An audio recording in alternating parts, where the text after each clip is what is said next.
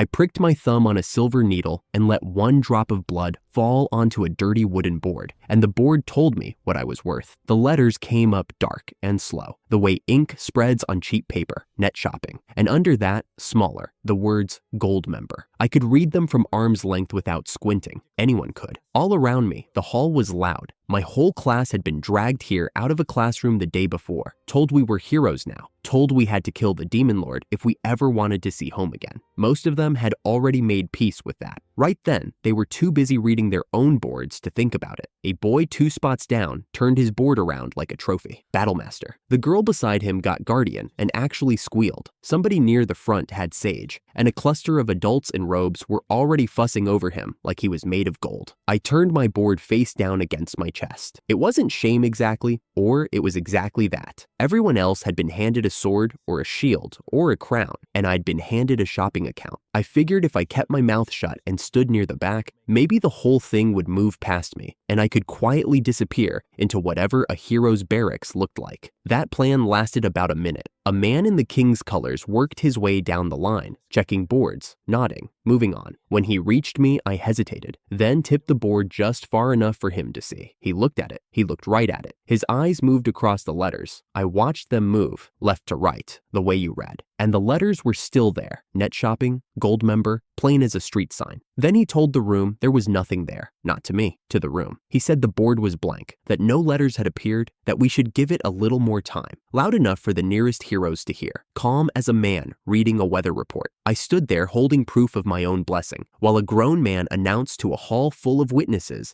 that the proof did not exist. I watched his face while he did it. That's the part that stayed with me. He wasn't nervous. He wasn't squinting like a man who genuinely saw a blank board and was disappointed for me. He read the letters, and then he looked up and out at the room and set his mouth into something patient and sorry. And he said the empty thing in the tone you'd use to comfort a family. He was good at it. He'd clearly done it before. I want to be clear about what that was like. The letters did not fade. My blood was still wet at the edge of them. I could have handed him the board and made him trace the grooves with his finger, and none of that would have mattered because he had already decided what I was, and what I was easier to erase than to feed. A hero who needed housing and food, and a share of the glory was a cost. A boy who never had a blessing at all was just a line you crossed out of a ledger. I remember thinking that was a lot of effort to spend on a lie about a kid. Then I remember thinking it wasn't effort to him at all. That was the worst thought. They made us wait an hour. Give the blessing time to surface, the aide said, which was a kind thing to say about a board he'd already called empty. By the end of it, 2 of us had nothing the court would admit to. Me and one other student off to the side. A girl with her shoulders up around her ears who I didn't know well enough to name. 2 blanks out of a whole summoned class. The robed men clustered near the throne and murmured, and I could tell from their faces this was being treated as a math problem. A summoning cost a fortune. They'd paid for weapons. We were the receipts that didn't add up. The king settled it himself. I won't give you his voice. He doesn't get to keep it. What he said, stripped of the weight he put on it, was this. Unfortunately, it seemed the 2 of us had received no blessing. He was sorry for the inconvenience. We would be given travel money and shown out of the capital. That was the whole sentence that ended my time as a hero. Unfortunate. Inconvenience. The words a man uses for a delayed carriage. 3 gold coins came across the floor and landed by my feet. Somebody had pitched them underhand, the way you'd toss scraps to something you didn't want to touch. They rang on the stone and spun and settled. 30,000 yen, 10,000 a coin, I'd learn later. My entire severance from a world that had reached across whatever gap there was and pulled me out of my life to die for it. I looked up, and here is the part I keep. My classmates were watching, the ones with the swords and the shields and the crowns. Battlemaster had his arms crossed. Guardian looked at the floor. Not one of them said a word. Not one of them said, "Wait, I saw letters. Check again." I want to be fair to them, so I'll say it plainly. Some of them had stood beside me in a classroom 2 days ago.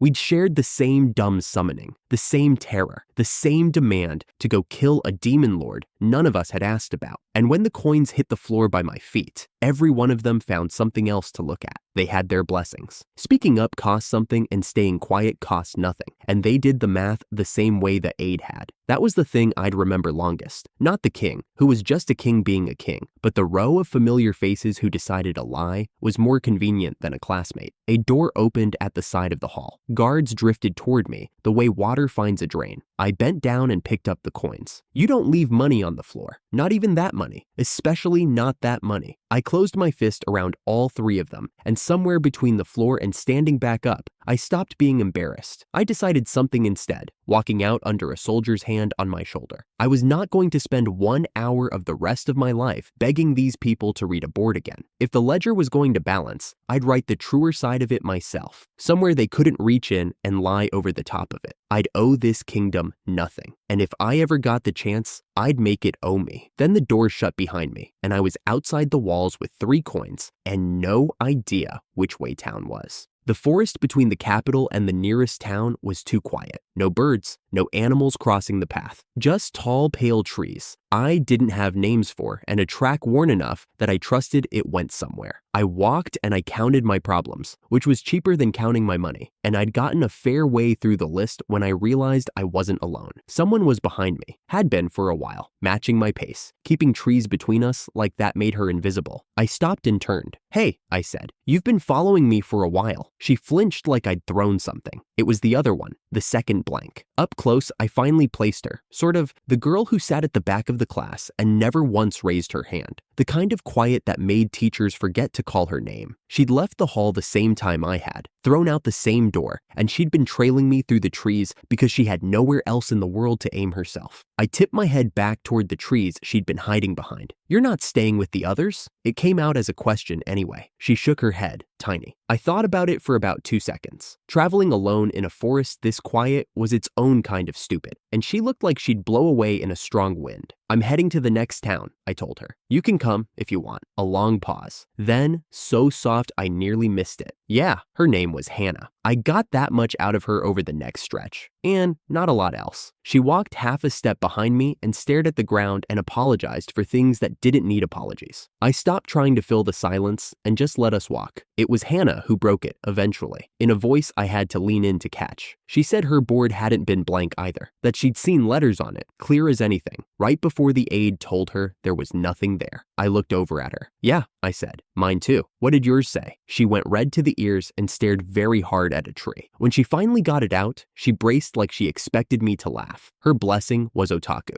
I waited for the rest, and there wasn't any rest. That was it. The court had summoned a girl across worlds, branded a word onto a board for her, and then decided the word embarrassed everybody and pretended it wasn't there. "I like anime," she said in a rush, like a confession. "Manga, games. I'm sorry. I know it's gross. I'm sorry." I shrugged. "I read light novels on the bus. I own more manga than furniture." She stopped walking. For the first time since the hall, something in her face came unstuck. Then she started talking, and once she started, I couldn't have stopped her with a wall. Series I knew, series I didn't. A fighting game she got weirdly intense about. Arguments she'd clearly never gotten to have out loud with another human being. We walked for what had to be hours, trading titles back and forth, and the whole grim afternoon got a little easier to carry. It was somewhere in there that I noticed neither of us was tired. Hours of walking and my legs felt like I'd stood up from a chair. I filed that away as one more strange thing about a strange place, and didn't say it out loud, because the moment I thought about how strange it was, the quiet got its teeth back. When the talking finally lulled, the fear came back in, and right behind it, the tiredness hit us both at once, like the forest had only just been given permission. We stopped in a clearing while there was still light to see by. I was broke, I was hungry, and I had exactly one asset in the entire world that nobody, including me, believed in. So I decided to find out what it actually did. I'd worked out the trigger back in the hall, staring at the board. A blessing that called itself net shopping had to want a word. I said it out loud, feeling like an idiot. Shopping. The air in front of me lit up. A tablet unfolded out of nothing and hung there at chest height, glowing soft in the dusk, and it was so ordinary it stopped my breath. A business tablet, the plain flat kind, not even a nice one. Home screen. A storefront I'd scrolled 1,000 times on my couch at home, laid out exactly the way it always was. The interface in Japanese, the categories down the side, the little search bar at the top waiting for me to type into it. The light of it caught the pale trunks around us and threw the store's colors onto bark that had never seen a screen in its life. For a second, I forgot the forest entirely. It was a window straight back into the world they'd torn me out of, close enough to touch, glowing in my hands at the far edge of nowhere. I hadn't let myself think the word home since the summoning circle. Looking at that screen, I thought it hard, once, and had to breathe through it. Hannah made a small sound and went very still beside me. There was a balance in the corner, 38,658 yen. I stood there doing arithmetic in a clearing at the edge of the world. 8,658. That was the cash that had been in my wallet when they pulled me across. Plus 30,000 exactly. 3 gold coins, 10,000 yen each, sitting in my pocket right now, and somehow also sitting inside this screen. The king's insult, converted and counted and spendable. The awe lasted about as long as it took me to remember I was poor. I searched water. It was there, at the same price it cost from a machine outside a train station, which felt almost personally offensive. I tapped it twice. 2 bottles, 500 milliliters each. And before I'd finished wondering how delivery was supposed to work in a forest, 2 cold bottles dropped into my hands out of the empty air, beaded with condensation. Real. I checked the balance again first, because I'm the kind of person who checks the balance again. It had ticked down by exactly what 2 bottles of water should cost. No trick, no catch. It was buying real things from Earth with real money and charging me full retail to do it. I held one out to Hannah. Here, I said. Want some? She took it in both hands like it might vanish and stared at it and then stared at me. She'd just watched a boy the king called worthless pull clean water out of nothing. I looked at the tablet still glowing between the trees and at the balance the king had funded without meaning to,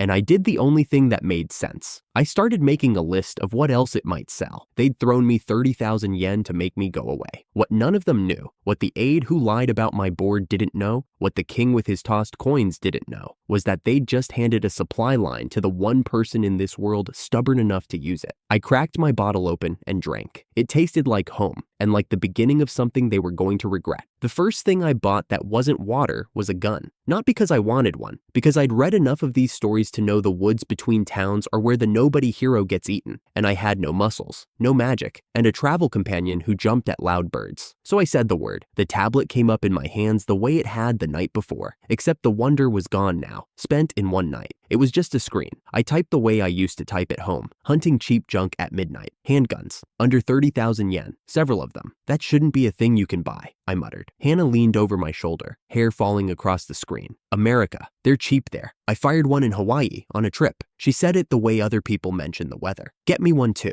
That was the most words she'd strung together since we met, and they were about firearms. I decided not to think too hard about it. I bought 2 of the cheapest, plus a small box of rounds, and just like that, most of my money was gone. The guns appeared in our hands, warm, heavier than they looked. We test-fired once, into a fallen log. The crack rolled through the trees and sent every bird for a mile screaming into the sky. Then we crouched there, both of us braced, waiting for something with teeth to come find the noise. Nothing came. The forest just went back to dripping. Maybe it's shy, Hannah whispered. I told her monsters were probably not shy, but we waited a while longer anyway. 2 broke kids with guns and no idea we'd just wasted almost everything we had on a threat that wasn't there. Uniqlo had no gate guards. We'd braced for papers, questions, a bribe we couldn't pay, and instead we just walked in past cheerful stone houses like nobody in this world had ever heard of a border. It looked like a picture of medieval Europe, if medieval Europe had been prosperous, and completely indifferent to 2 foreigners with pistols in their bags. We went to the guild because we had no other plan. Big sign, easy to find. Inside, a tired older woman at the desk explained the ranks to me while I did math in my head. 1 star, 2 star, 3 star, and no star at the bottom. Earned by killing monsters I had no intention of ever fighting. Somewhere in there, she mentioned the forest we'd just come through.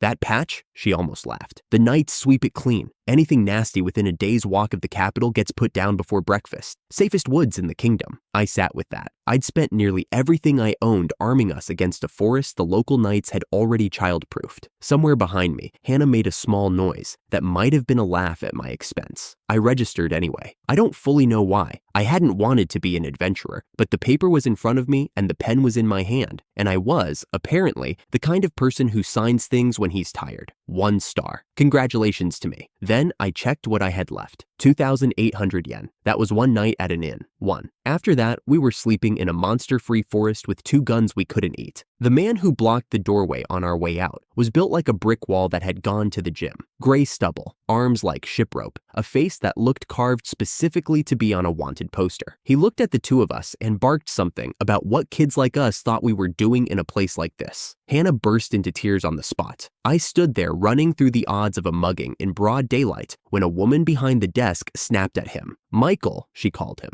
and told him he'd made another girl cry. And the mountain of a man deflated like a scolded dog. He hadn't wanted to threaten us. He'd wanted to point us at the reception desk because we looked lost. I made a quiet promise to myself, right then, to stop trusting the templates. In the stories, the scary man at the door is always the villain. This one just felt bad about a crying teenager. He came back a little later with a woman on his arm. And if he was the beast, she was the beauty, sharp-eyed, elegant, and currently glaring at him hard enough to strip paint. Under that glare, Michael apologized for scaring us. "Least I can do is feed you," he said, spreading his hands. "Best kitchen in Unical, my treat." Hannah, who had been actively afraid of this man 90 seconds ago, went still. I watched the fear lose a straight fight with the words "best kitchen in town." She gave me the smallest nod. I asked if the woman was his wife. She was. Her name was Susan, and she kept looking at me like she was pricing me. So I told her, very sincerely, that I wasn't thinking anything, and would she please stop. We went to dinner. A free dinner loosens a man's tongue, and I intended to loosen theirs. So while the food came out, I asked questions and mostly listened. Magic was real, Michael told me. Everyone here was born with exactly one spell, one attribute, no more, decided the day they arrived and fixed for life. I asked what his was, half expecting fire or lightning from a man that size. "I keep things," he said, and made a loaf of bread vanish off the table into thin air, then pulled it back. "In a space that isn't here, the fourth room," my mother called it, an item box, the one genuinely rare thing about him, and he'd said it like it was a party trick. I filed that away. A man who can carry unlimited stock and never show it is not an adventurer. Sure enough, he wasn't. He was a merchant, a big one,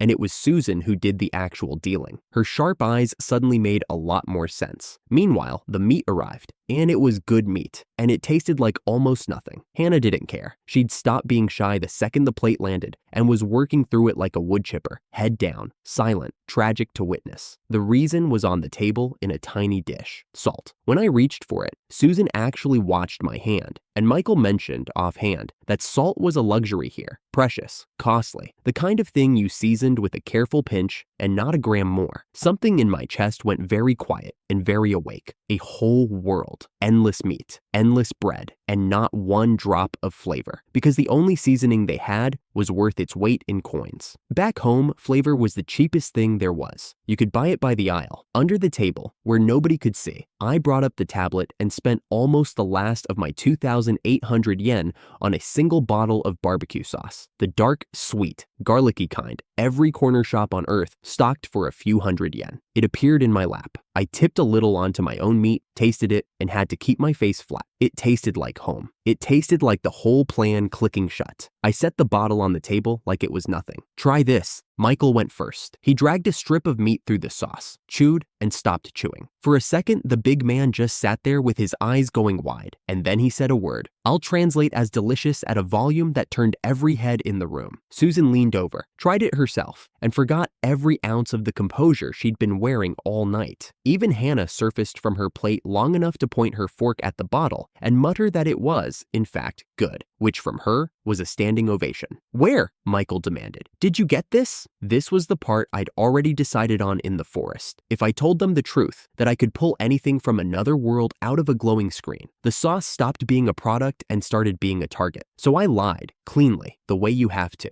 "It was a specialty from my hometown," I said. "Far away, hard to get. Do you have more?" He was already leaning in. "Sell it to me, whatever you're asking." I let a pause sit there, the way Susan would have. Then I told him it would be expensive. He didn't even flinch. That was when I knew, really knew, that the man who'd made Hannah cry in a doorway was rich. And I had just found the crack in this entire world's economy and poured barbecue sauce straight into it. I couldn't manufacture the sauce, of course, but I didn't need to say that. I told Michael I could supply it steadily, in quantity, if he handled the selling. His stall, his shops, his name on it, not mine. He had the item box to hold stock, and Susan to move it, and I had a bottomless shelf nobody could see. We shook on it over the ruined dinner. My hands were still sterile broke, down to pocket change and a bottle of sauce, and I had just fronted the first shipment of an empire on credit and a lie. I bought Hannah a cola on the walk back to the inn, cracked it open, fizzing. Another thing this world had never tasted, and handed it over without a word. She held it in both hands like it might vanish. It didn't. I was starting to understand exactly what I was holding. Here is what a con man and a good businessman have in common. They both find a thing people want and stand between them and it. The only difference is whether the thing is real. Mine was real. That's what I told myself anyway. And the money that came back said I was right. Susan was a weapon. I'd fronted the stock. She did the rest. And the rest was a massacre. She hit the restaurants first, then the food stalls, letting people taste it free. One dip, that was all it took. And then, naming a price that should have been insane and watching them pay it grinning. Within days, you couldn't walk through the market without smelling it on the grills. Meat that had tasted like nothing for 1,000 years suddenly tasted like something, and a whole town lost its mind over a bottle of barbecue sauce. The coins came back to me in stacks, real stacks, heavy, gold, the local kind. More in a handful of days than the king had thrown at my feet to make me disappear, and it kept coming, morning after morning, faster than I could quite believe. Michael's item box filled and emptied and filled again. Susan stopped sleeping and started counting, and every time I brought a fresh crate of bottles to the back of their shop, she looked at me like I was a well that hadn't run dry yet, and she was determined to find the bottom. I sat on the edge of the in-bed one night, with the pile in front of me and just looked at it. The reject, the blank board. The kid an aide had lied about to a whole court because he wasn't worth the truth, and a room full of people who'd been summoned beside me who watched and said nothing. I'd carried that out of the hall like a stone in the gut, and I'd told myself I didn't care, that I only wanted to stop being broke and owe no one. Now the stone was still there, and so was the money, and I was learning they could sit side by side. Because here was the ledger, filling itself in, one dark sweet bottle at a time, in a currency none of them could argue with. No aide could look at this pile and tell the room it was empty. No king could throw it at my feet to make me small. It just sat there being true, coin after coin, and every stack was a word in a sentence I hadn't finished writing yet. I'd told myself I only wanted to stop being broke. I was so far past that now it was almost funny. I picked up a coin, turned it over in the candlelight, and let myself have exactly 1 full second of pure, stupid, ear-to-ear grinning, the first honest grin since the hall, before I folded my face back up and put it away where it belonged. Then I bought more sauce. You don't stop a machine that's printing money to admire it. You feed it. I stopped bothering with the guild entirely. 1-star adventurer, 0 monsters killed, and richer every day off a condiment. There is a version of this world where I just did that forever, quietly, and nobody bothered me. That version ended the morning the knights arrived. They came in columns, more of them by the hour, filling the streets with polished armor until the market could barely breathe.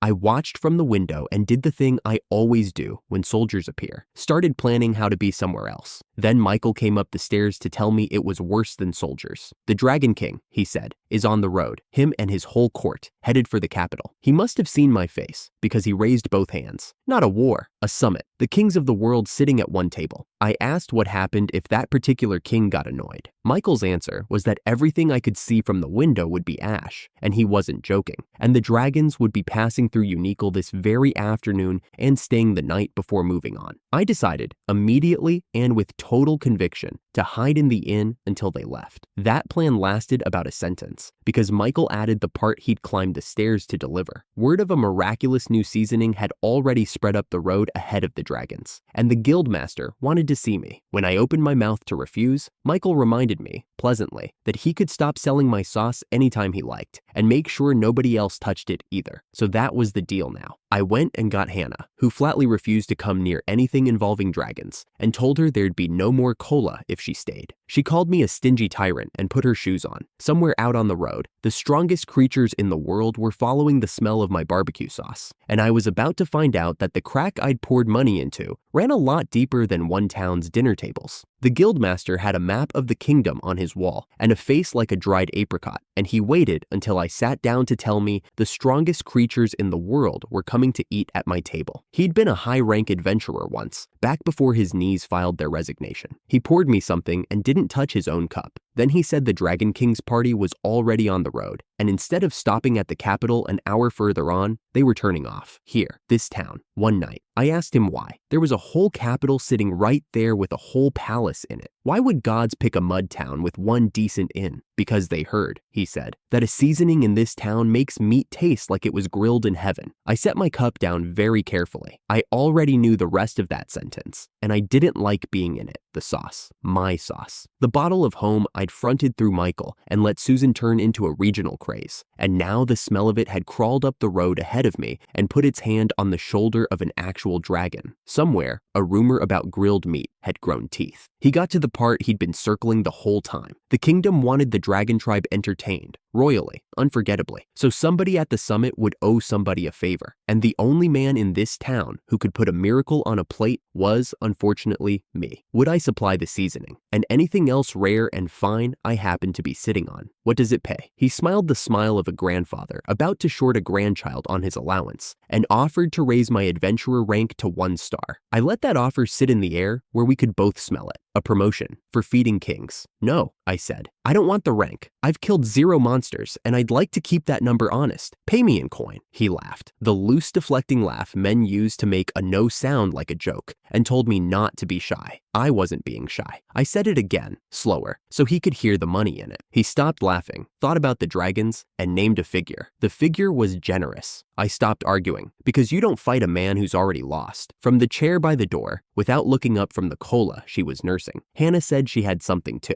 Something the dragons might like. When I asked her what, she only nodded. And a nod from Hannah was as good as a signed contract. By noon, I was standing at the edge of town, watching 10 shapes come out of the sky, not birds. I told myself birds for about a second, and then the second ran out. They came in low over the fields with the sun behind them, and each one dragged a shadow across the wheat the size of a barn, and the air moved before they did. 10 dragons, 10 of them, wings like sails, scales throwing the light back in colors I didn't have names for. They landed a short walk from the wall, and the ground took the hint and shook. I felt it come up through my shoes and into my teeth. I'd read the fine print on this job in the guildmaster's office. One of these things in a bad mood could turn the whole district into a black smear on a map and call it a stretch of the legs. So that was the client. Hannah had retreated to stand directly behind me, using me as a wall, still drinking her cola. I appreciated the vote of confidence. I did the only thing a merchant can do when the customer is that far above his weight class. I fixed my face into something welcoming, and I went to sell them dinner. They walked out of the settling dust as people. That was the first surprise. The dragons folded down into human shape between one step and the next. Tall figures with horns and long tails, wearing clothes that hadn't been sewn so much as decided, spun out of magic the way I'd tie a shoelace. If they could do that without thinking, I didn't want to find out what they did when they concentrated. The tallest of them came forward, twice the width of any man there, built like something poured into a mold and left to set as steel, with a stillness that made the banners behind him look like they were trying too hard. I am Gareth, he said, king of the dragon tribe. You have our thanks for the welcome. The guildmaster bowed until his forehead nearly met his knees. The mayor, a different old man I'd spent the morning mistaking for the guildmaster, bowed even lower, as if depth of bow were a currency he could pay in. I bowed too, because when in doubt, match the locals. Then something small tugged loose from the group and walked straight up to me, a child. A little girl by every measure that mattered, about waist high, horns like a crown too big for her, and a short tail that wagged, vertically, like a happy dog's. She stopped a hand's width from my chest, tipped her head back, and sniffed me. Then she turned to the king and queen and announced, delighted, at full volume, that this human smelled delicious. I have never in my life heard a sentence land so much like a verdict. My whole body went to the calm, clear place people go right before the end. So this was it. Exiled by a king, killed by a toddler with fangs, over a smell. I mentally filed the paperwork on my own death. The queen crossed to me before I finished. She was beautiful in a way that felt like a hazard, and she leaned in and breathed the air near my collar with genuine interest. "Oh, it's true," she said. "Sweet. He smells lovely." And through the roar of blood in my ears, the arithmetic finally arrived. Not me. The cola, the chocolate, the sweets I'd handed Hannah over the last weeks whenever she wilted. All of it sunk into me like cheap cologne. I was wearing my own inventory. I looked for backup. Hannah stood a safe 40 paces off, sipping a cola, and when our eyes met, she mouthed 2 words at me with total sincerity. Sorry, and then, do your best, and did not move 1 inch closer. I would deal with her later, if there was a later. Then Gareth's head turned, slow and certain. toward the tables, toward the smoke already curling off the grills and the smell riding it, and every scrap of his attention left me for the meat. The child's father had found the seasoning, and just like that, I was worth more to him alive than seasoned. Here is the part I still don't fully believe, and I was standing in it. The court of the Dragon King, the delegation that had a war summit to attend, kings and queens of a race that could end a province before lunch, had turned off the road and sat down to eat at my table. Meat came off the grills in slabs, painted dark and glossy with the sauce, and they ate it the way starving men eat, except these were the opposite of starving men. These were the top of the food chain discovering that the food chain had been holding out on them. I kept the plates moving and I kept a running total in my head, because that is who I am. Every course was a debit against the tablet and a credit against the guildmaster's generous figure, and watching the two columns climb together was its own kind of joy. Gareth beckoned me over with one finger, which is a terrifying way to be summoned. "You," he said, "you made this seasoning, and this." He lifted a glass of something pale and fizzing that his daughter had been raiding all afternoon. "This bright water, both yours, both mine," I told him. There was no version of lying to him that ended well. So I brought out the rest of Hannah's idea. Bottle after bottle, clear sharp spirits, amber whiskey, deep red wine, sake I'd poured warm, set down the long table in front of the Dragon Kings like an offering, because in every practical sense, it was one. They tasted. They went quiet. Then they made the low pleased sound of very large creatures who have decided the evening is a good one, and I felt the whole tension in my chest let go at once. Somewhere in that sound was a field that would now not be burned, a district that would keep existing, because I'd handed monarchs a wine list instead of an excuse. Michael found me at the edge of the light, that big scarred face of his all lit up like a boy's, and asked in a low voice if he could sell the drink. All of it, everywhere, the way we'd done the sauce. I said yes before he finished. Of course, yes. 2 engines are better than 1. And for one long breath, I let myself just look at it. A king's aide had once stared at a board with my name written plain on it and told a whole hall there was nothing there. Nothing. Worthless. And here was the sky's own royalty, rerouting a summit that decided the fate of nations, licking my seasoning off their fingers and asking for the bottle by name. Nothing. I let the grin come, once, all the way. Then I folded it back up and went to price the next case of wine, because a grin doesn't spend, and I had a total to keep climbing. The child, Stella, decided the fizzy water and the meat had earned her more, and she came to collect. More bright water, and then, hands out, chin up, something fun.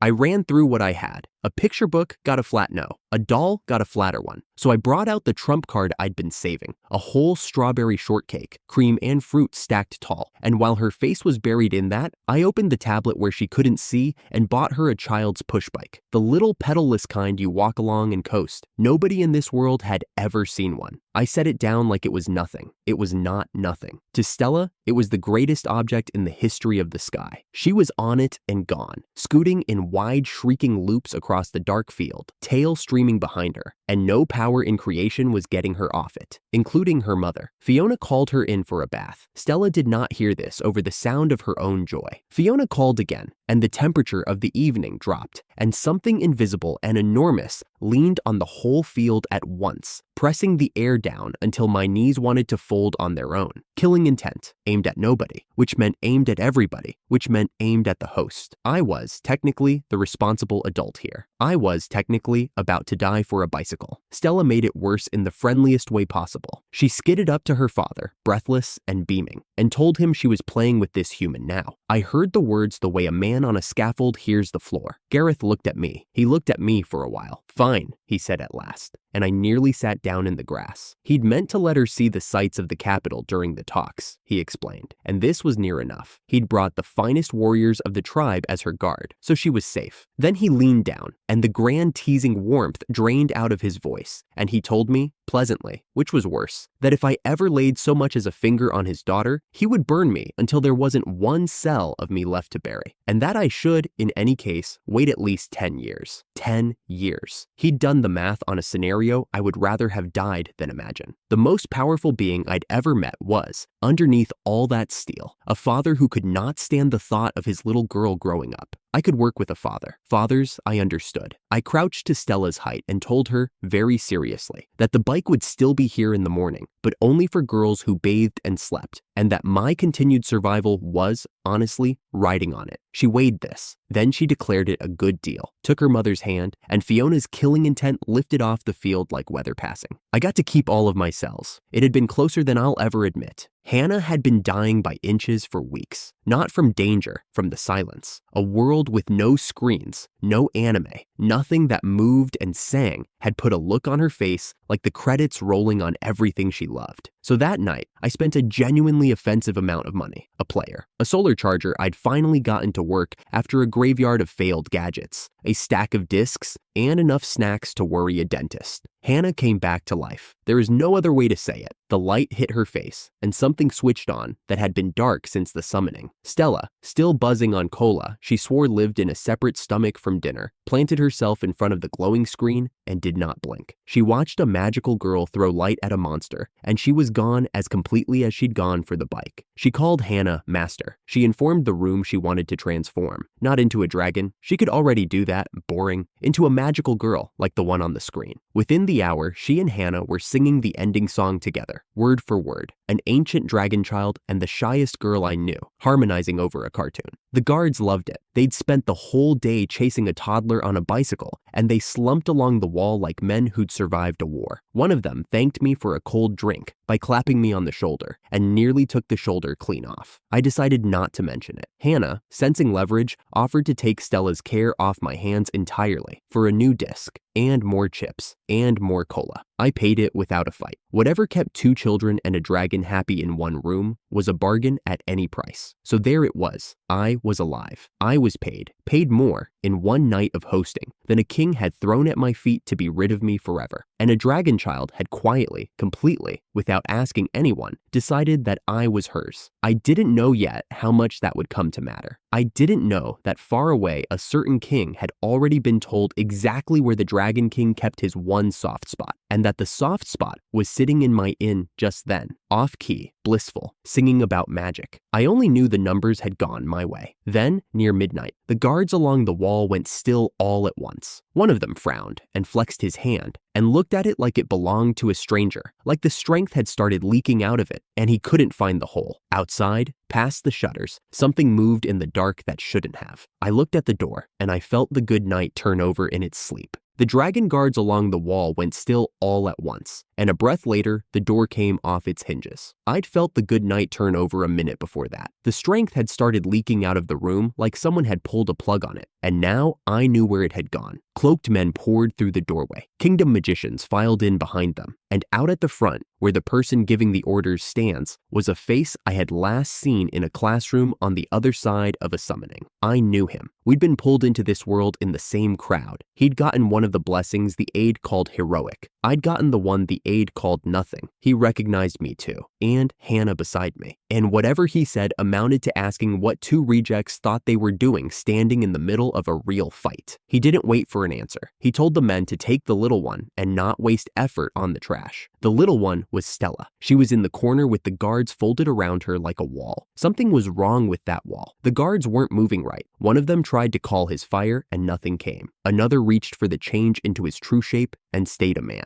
A hooded mage lifted a hand and threw a bolt of fire that hit a guard square in the chest, and the guard just took it because he couldn't put up the thing that should have stopped it. The magicians opened up together after that. The classmate wasn't fighting. He stood back with his arms crossed and let it happen, and that was the whole trick. His blessing was a barrier that smothered magic. Inside it, the strongest creatures I'd ever met were reduced to large, confused people, getting cooked by second-rate spellcasters. He looked delighted about it. He told the guards to their burning faces that they were background characters, that dragons and demons were nothing in front of his gift. Stella broke out of the guard's arms. She was small and furious, and she hit one of the raiders like a thrown stone, put him on the floor and out of the fight, and struck a little pose over him. "Don't bully everyone," she said. Then she announced with her whole chest that evil would never be forgiven and she was going to beat every last hero. And I stood there doing the math on how many of the people I'd walked out of that palace with fit under the word hero and felt the night get worse. Here is what I could not stop thinking about while a room full of magicians tried to kill a child. The board in the palace had said what it said. Someone had looked at proof and called it blank. And the difference between me and the man standing across this room with his arms folded was that a stranger in court robes had liked his word better than mine. That was the whole gap. That was it. The man wasn't even in the fight. He was a switch. If the switch went off, the barrier died, and the dragons stopped being furniture. I had the key, and I was the only one in the room who did. I opened the store. I keep the tablet close now, the way other people keep a knife. And months back, when I first understood that the people in this world who scared me weren't the monsters, I'd bought something for exactly this. A stun device, the kind the police carry overseas, the kind you can't get at home. No customs officer in this world to tell me no. I'd bought the one that only knocks a person down because I wasn't ready to point the other kind at someone I'd sat 2 desks away from. 12,000 yen,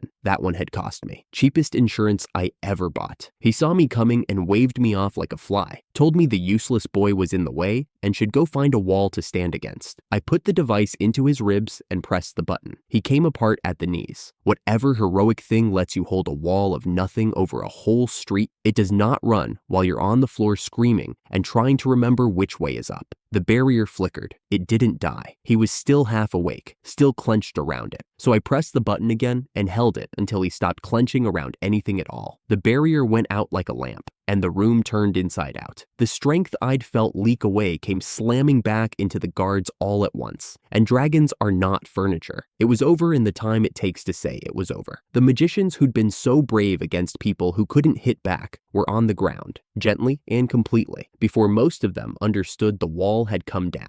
A guard with a burn across half his chest walked over to me. I braced to be arrested, or eaten, or both. Thanks to you, he said. We were saved. I'm grateful. He asked, careful, whether I'd known the man on the floor. I told him the truth. Same classroom, same summoning, different verdict. He took that in, and his face did something almost kind. He said people like me had clearly had a hard time of it too, and that the rest was for the Dragon King to decide, and that it wouldn't go badly. Stella threw herself at my legs and told the burned guard, proudly, that of course they'd won, because I was hers. The kindness lasted about a minute. One of the guards came in fast from the dark, with word that turned the head guard to stone. The Dragon King and the Queen were at the capital, and they were in trouble. I put it together standing there. The attack on us hadn't been some raid that wandered in. It was a hand, the town, the barrier, the reach for Stella. All of it was one move, and the same fist was closed around her parents a day's flight away. Somebody had learned exactly where a Dragon King keeps his heart, and had gone for all of it at once. The head guard made the call without any hand-wringing. They were taking Stella to the capital, and they were guarding her the whole way with everything they had. Stella didn't need convincing. She was going to help her father and her mother, and that was decided. What she needed was me. She grabbed Hannah first, her master, the person who'd taught her about magical girls and shared her chips, and begged her to come save them. Hannah, who has said maybe 4 sentences out loud since we got here, looked at me with no expression at all and volunteered me. He has a really strong weapon, she told Stella. I said the honest thing, which was that I was weak and would only be in the way, and they should leave me at the inn with the register. Stella turned and asked me straight out, using my name for the first time instead of just human,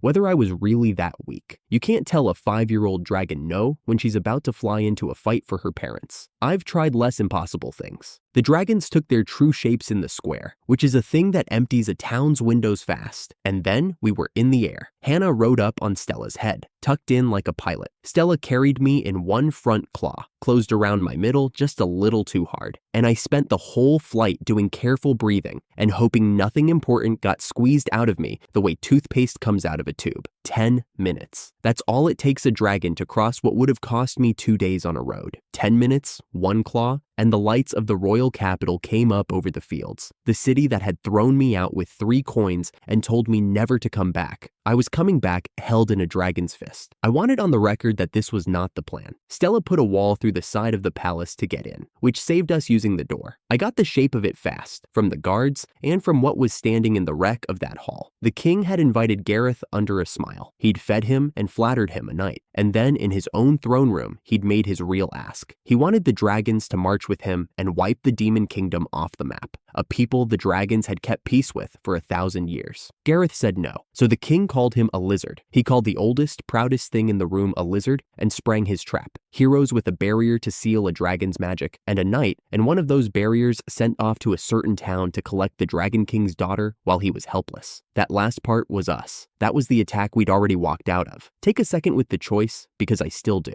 Of every creature in that hall, the king picked the one who could actually answer him, and insulted it to its face. Call it stupidity, or call it a pride so complete it had stopped being able to see. I've never been able to decide, and I've had a lot of time. Whatever it was, it had already failed. A child's barrier doesn't hold an ancient dragon the way it holds his guards. Gareth's power had come back to him on its own, slow and total, and by the time we crashed in, he was standing loose in a room full of heroes who had just realized their leash was made of paper. Then the king saw me. He knew me, the useless one, the blank board, the boy he'd paid to disappear, standing in his broken hall, alive, unafraid, next to his enemies. Something in him came off its hinges. He shrieked at his knights and his heroes to seize the intruders, and I braced again. Nobody moved. Every soldier in that room had done the arithmetic that their king couldn't, and the sum was the two dragons breathing in the middle of it. So he decided to do it himself. He turned the full weight of his hate on me, the smallest and softest target in the room, and began to gather something. Light bled off him the way it comes off a warrior, winding up for a killing blow. It was pointed at me. I remember thinking, with total calm, that I was actually about to die over a grudge about a piece of wood. Gareth said one word, "Not good." Then the hall went white. I didn't see the strike. Nobody did. That's the point of light that bright. It filled the room, it took the air out of my lungs, and when the world came back, the king was still on his feet, and short an arm. That's all I'll say about it. The arm was gone, the man was upright, and the sound he made stopped being a king's sound. A girl among his heroes screamed. He wasn't looking at his own ruin. He was already howling a name across the hall. One of his heroes, a boy who could fold up space and step through it, cowering by the far wall. The boy's hands were shaking so hard I don't know how the spell held. He said something about a place the stars point to, and threw it over all of them at once. And they were gone.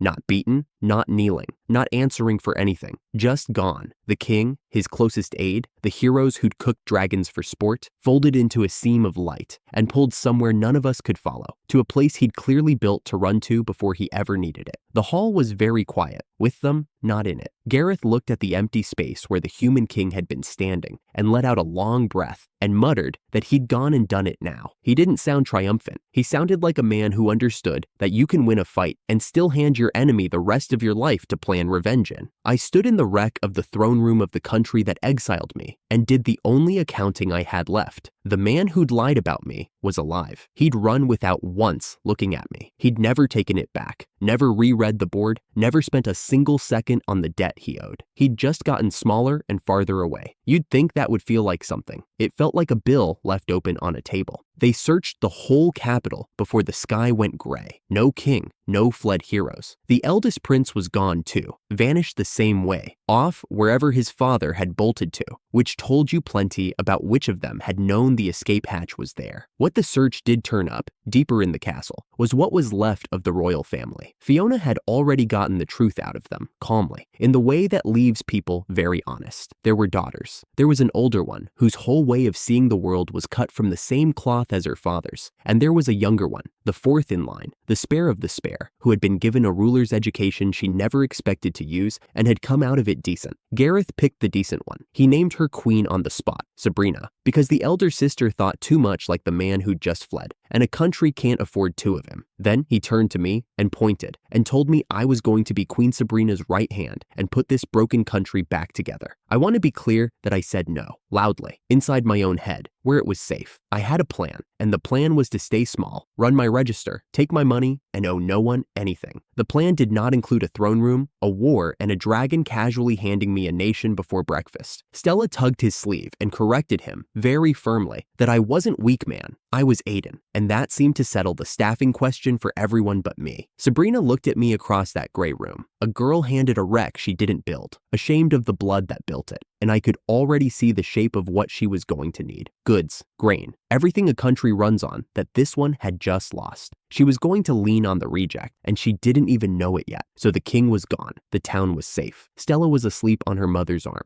I was richer than the exile ever left me, and now, apparently, a queen's right hand, wanted by a crown and claimed by a dragon court, dragged one more size larger than I'd ever asked to be. And the man who'd looked at proof of me and called it nothing had run over the edge of the world without ever once turning around. The good night didn't come back. I stood there in the cold light and knew, the way you know a debt is still on the books, that a man who runs that well has only gone somewhere to get ready to come back worse. The capital that had thrown me out was dying, and somebody had decided I was the man to bring it back. I walked it the first morning to see how bad it was. Bad. The market squares stood half shuttered. The stalls that stayed open had nothing on them worth crossing the street for, and the people moved like they were saving their steps for something that might not come. A city runs on money changing hands. Here, the money had stopped moving, and you could feel it in the road the way you feel cold through your shoes. There was no adventurer's guild to ask either. I looked for one out of habit. The old king had never allowed one. He didn't like the idea of strong people gathering somewhere he couldn't count them. So the knights had handled everything, and the knights were mostly gone now. A whole city with nowhere to post a job. A tavern was open, so I went in to listen. That lasted about a minute. A man at the bar was telling the room the entire hero summoning had been a swindle, that they'd bled the country white in taxes to call down saviors and gotten nothing back for it but more beggars sleeping in the road. He wasn't wrong about the beggars. I set my coin down, left it where it lay, and got out before anyone studied my face too long. In the alley behind the place, I found the beggars he'd meant. 4 children, maybe. Hard to tell under the dirt. Watching me, the way stray cats watch a door left open a crack. I opened the store on the tablet and bought a bag of butter rolls, 4 to a pack for 100 yen, the same ones from the cooler by the register back home. I set it on the ground and stepped back. The bag was gone before I finished stepping. So were the kids. That was the moment the job stopped being the queen's problem and started being mine. Not out of nobility. I just don't like watching a thing rot when I know how to fix it. Back at the castle, I asked the obvious first thing. A soup kitchen, bread for the worst of them. The kind of gesture that buys a new crown a lot of goodwill cheap. The queen answered it herself instead of an aide, which told me how thin the whole court was stretched. Sabrina had been 4th in line a season ago and was queen now because a dragon had pointed at her and not at anyone worse. She looked tired in the way that doesn't sleep off. There was no money for bread lines, she told me, and she said it plainly, the way a person confesses something they're ashamed of. Then she laid out how deep the hole went. Her father hadn't only lost his war and run. Before he ran, he'd stripped the treasury down to the bare boards and sealed the vault with magic behind him so that even the little left inside couldn't be reached. Merchants were already loading wagons for kinder territories. New ones wouldn't come to a dead market. Honestly, she started and stopped and made herself finish it. Honestly, it's hopeless. She carried her own blood like a bill someone had handed her at the door. I'd exiled from this family, and here was one of them sitting in the wreckage of what the rest had done, asking the reject for help and hating that she had to.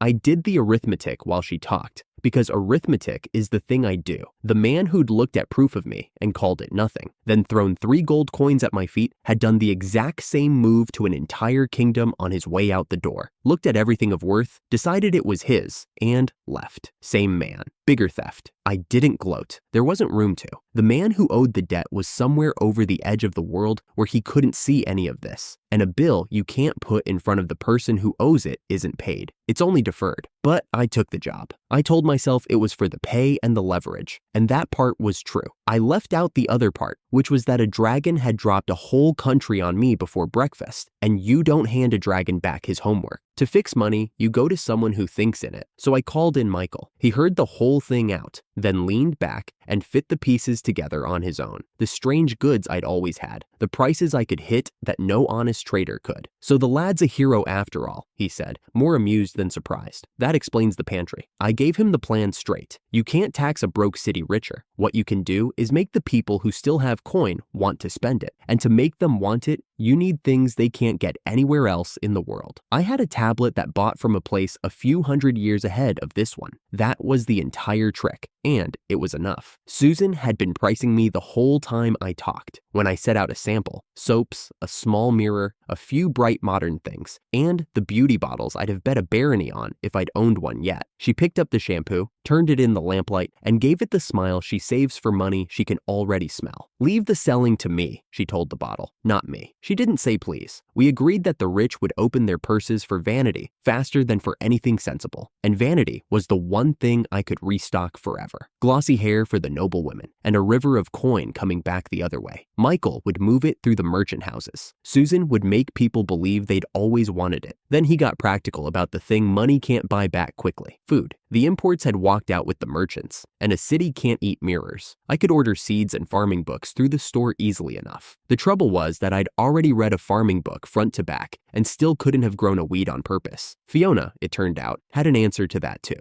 Fiona's answer was to stop importing what we could grow ourselves, clear a corner of the safe forest for fields, hire the provincial folk who'd drifted into the capital hunting work and found none. She laid it out the way a general moves pieces on a table, then added the part I hadn't seen coming, that one of the other heroes would be exactly right for this. I hadn't known there were other heroes still here. There were. 5 of us had never marched off with the king, and we'd been tucked into quiet rooms in the castle and left there. Fiona walked me to one of the doors. The girl inside didn't look up when we came in. Ashley, the agriculture hero. On that first day in the hall, her board had shown the king something he had no use for, so he'd set her aside the way he set me aside, except she'd been kept like a tool left in a drawer instead of thrown out into a forest. She thought I'd come to blame her. She'd stood in that hall the day the aide called my board blank, and she'd said nothing, and it had been eating her ever since. Fiona put a stop to that gently. There had been a magic tool working the room that day, she said, a thing that dulled the mind, made thinking feel like wading through water,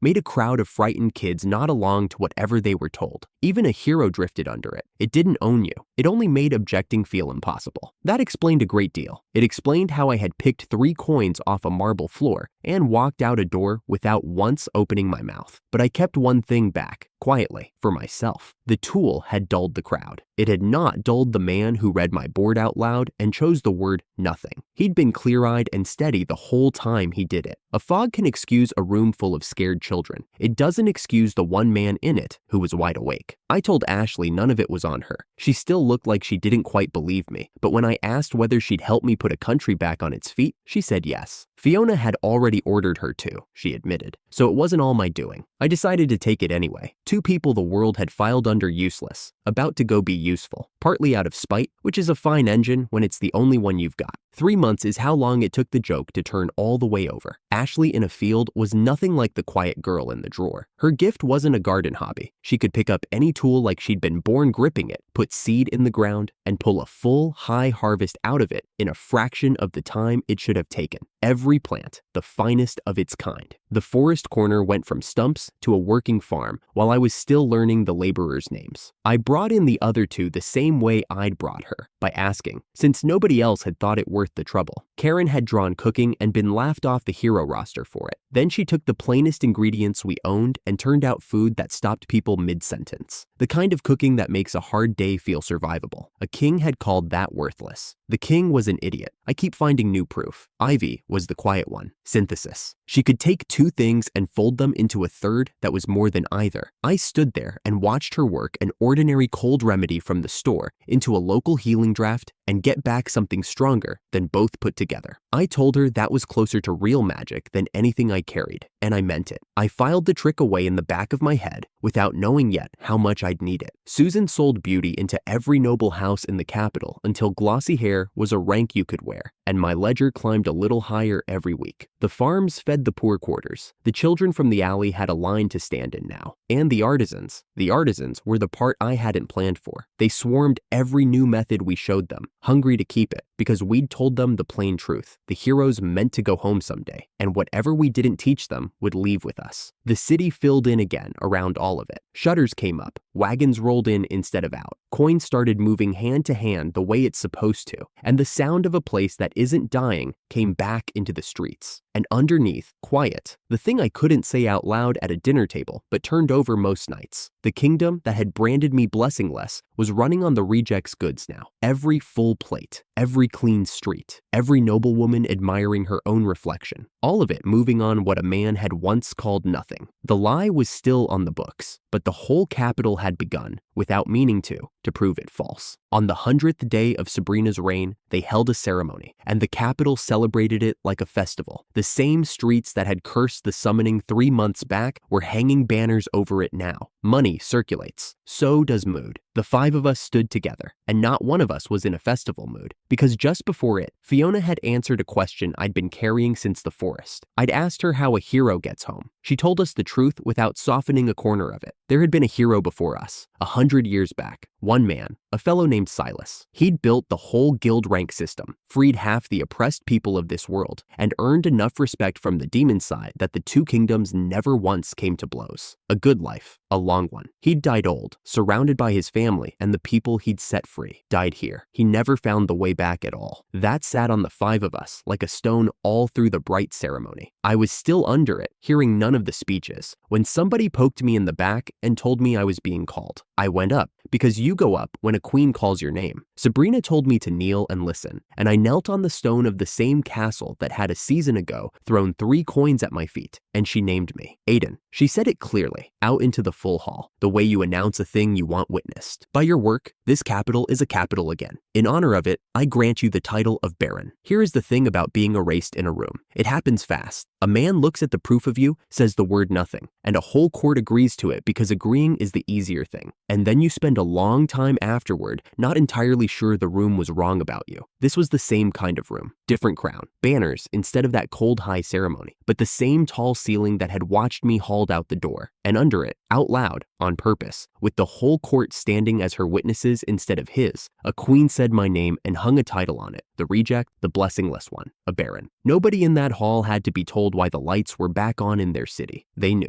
They stood in a capital that ran on my goods and watched their queen make the man who supplied it into nobility. And the arithmetic of it was plain on every face turned toward me. The board a man had been allowed to call blank was being read out correctly at last, in gold, in front of everyone who'd let it be called blank. So I said, I respectfully decline. You could have heard a coin drop. I had reasons, and most of them were Silas, a hero who died old in a world he never once got out of, and the sense that every title was one more nail holding me into the same wall. A barony felt a lot like agreeing to stay forever. It was Hannah who talked me back from it, in her flat 2 sentences a week way, leaning in so only I could hear. If we can't get home yet, we need a place that's ours. A beat. This one's a good deal. Stop letting people move you around the board and own a square of it for once. She had a point. She usually does. A lord answers to himself at least. So I quit declining, knelt back down, and let them make me Baron of Soprano, a stretch of undeveloped land 10 days off by carriage that was apparently mine now. And this is exactly where I made myself not get carried away. Because for all of it, my name said right, the title, the whole city breathing again on my goods. The one man the debt actually belonged to was not in that room. He was somewhere past the edge of the world, an arm short. His cruel heroes gathered around him, and he had not seen 1 second of any of this. The lie had cracked in front of the entire capital. The liar hadn't been standing there to watch it crack. A bill can get read out to a full house. It still isn't paid until the man who owes it is standing where he can see the number. Soprano was 10 days out by carriage. I said we'd take the carriage. Fiona said she would fly us there herself, on her back, to make up for the Dragon King dropping an entire country on me without so much as asking first. I said, very politely, that we truly were fine with the carriage. Fiona smiled. It was a lovely smile. It asked, warmly and without a single raised voice, whether I meant to embarrass her by refusing a second time. The whole party thanked her for her kindness in perfect unison before I'd finished picking my jaw up off the flagstones. So that was settled. I'd walked into this world with 3 coins and a skill a man had called nothing to my face. 1 season later, I was a baron with a territory of my own, a dragon queen for a chauffeur, and a kingdom quietly running on the very goods it had thrown out the door with me. It should have felt like winning, and most of it did, but I kept circling back to the empty room the debt was owed in, the one seat that actually mattered still cold, the liar still out there somewhere, getting ready. You don't leave a bill on a table and call the thing settled, not even that bill, especially not that one. Fiona set us down on a bluff above the sea, said good luck, and was a shape against the sun before I finished thanking her.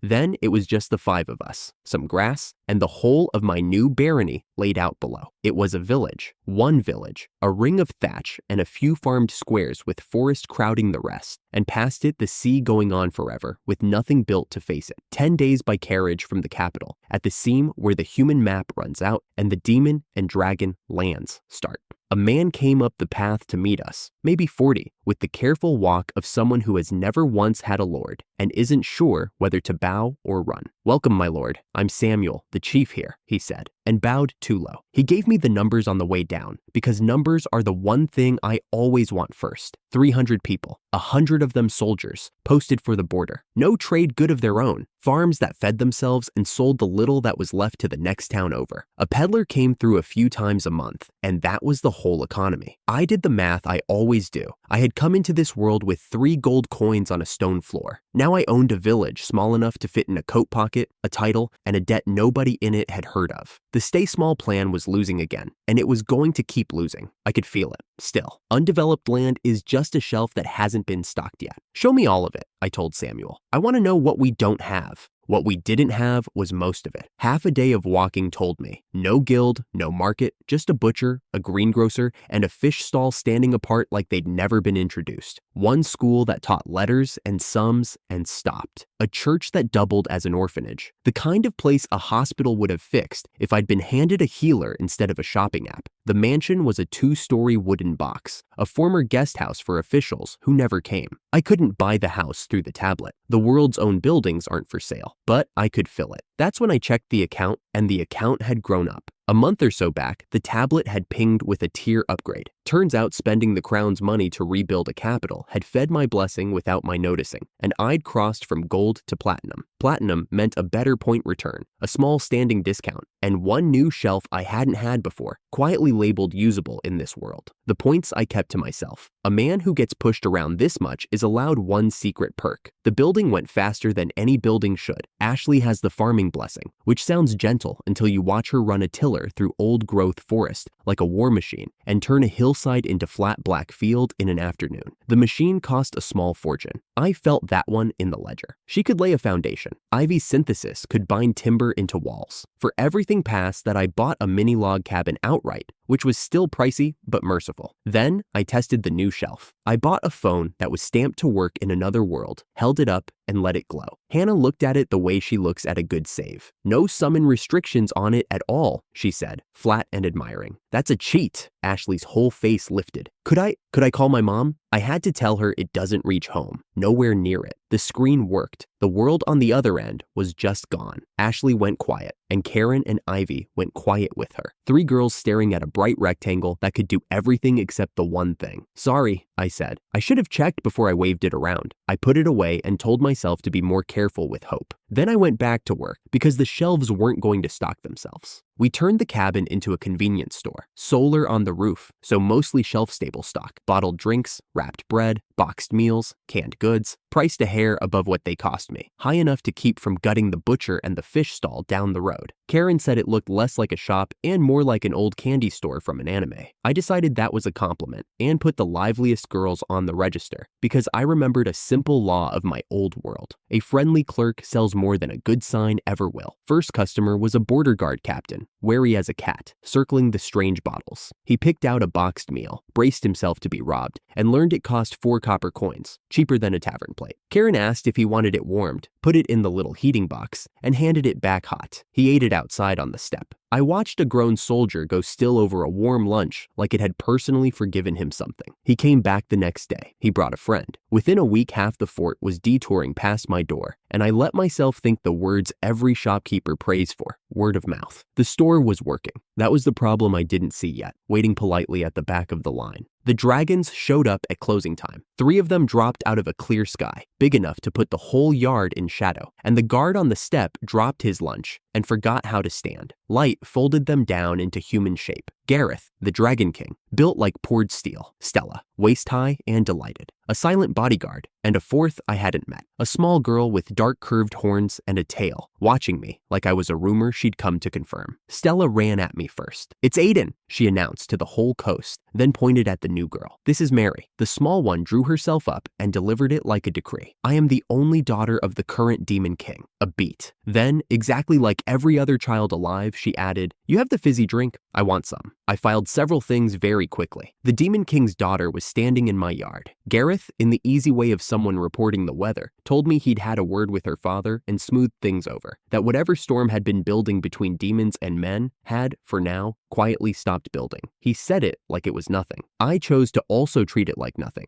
because you don't flinch when a dragon hands you good news wrapped in a shrug. I took them inside. Stella and Mary went through the store like it was a treasure vault, holding up instant noodles and canned fruit and demanding to know what each thing was. Gareth, meaning to be generous, told the girls to take home anything they liked. He permitted it. Both girls rounded on him at once. A store needs money, they informed him. You have to pay. The Dragon King, who could flatten this village by sneezing, apologized to 2 5-year-olds and reached for his purse. I have witnessed a lot of strange things in this world. That one I put near the top. Then, Stella planted herself behind my counter and announced she was moving in. Not visiting, living here, working here, she clarified, so she could say welcome to people all day with her master and with me. Mary declared she would do it too, obviously, since Stella was. Gareth said no. He tried to say no. He argued that they couldn't run a shop when they wouldn't study, and to prove it, he asked Stella to make change from a gold coin. She tilted her head, guessed a lot, and got it beautifully wrong. Clever girl, he said, melting, and then remembered he was supposed to be forbidding this. But you must study first. It might have ended there. The girls were nodding, half defeated, one polite goodbye from going home. And then Hannah, from the shelves, said the fatal thing. If you want, she offered, deadpan as ever, I could teach you both. The girls lit up like the sun coming back. Gareth turned his head toward me very slowly, and for one moment a being older than the kingdom looked at me as though I had personally arranged his ruin. Then he sighed the sigh of every defeated father in every world and reached again for gold. If they were staying, he said, they would not stay in a shed. He paid for a proper store to replace the cabin, and a villa besides, cash on the counter, more coin than the whole village saw in a season. And that is how I ended up with this. A dragon princess and the demon king's only daughter, side by side behind my register, chirping welcome at a line of hardened border soldiers, ringing up instant noodles and cold cans, arguing over who got to work the heating box, Stella in her horns, Mary declaring each sale like a royal proclamation, and Gareth in the corner, beaming at his daughter playing shopgirl in a human town he'd bankrolled by the cabin. The soldiers who'd glimpsed the dragons had fainted, and then decided, sensibly, that they'd dreamed it, so nobody at that counter knew they were buying canned peaches from 2 of the most dangerous bloodlines alive. I stood in my own doorway and understood what I was looking at. My little seaside shop had turned into the one square of ground in the world where a dragon heir and a demon heir grew up under the same roof, eating the same snacks, learning their sums from the same shy girl. There was no line for that on any map in the capital. No crown could see it. But if you wanted to know where real power was quietly pooling in this world, it was here, behind a counter, fighting over a microwave. I did not put that in the ledger. Some assets you don't write down. The problem at the back of the line finally reached the counter, and it was Samuel twisting his hat. The village, he said, had no money. Not less money, none, and going. His people spent their coin at my store, and my store spent nothing back into the village. So the money flowed exactly one way, into my account and out of the town. And in a place this small, you could watch the well run dry in weeks. He wasn't angry, he was scared, which was worse. I'd half felt this crack since the capital. It's the flaw hiding inside the whole skill. I can pour goods in forever, but I'm a drain the local coin only ever falls into.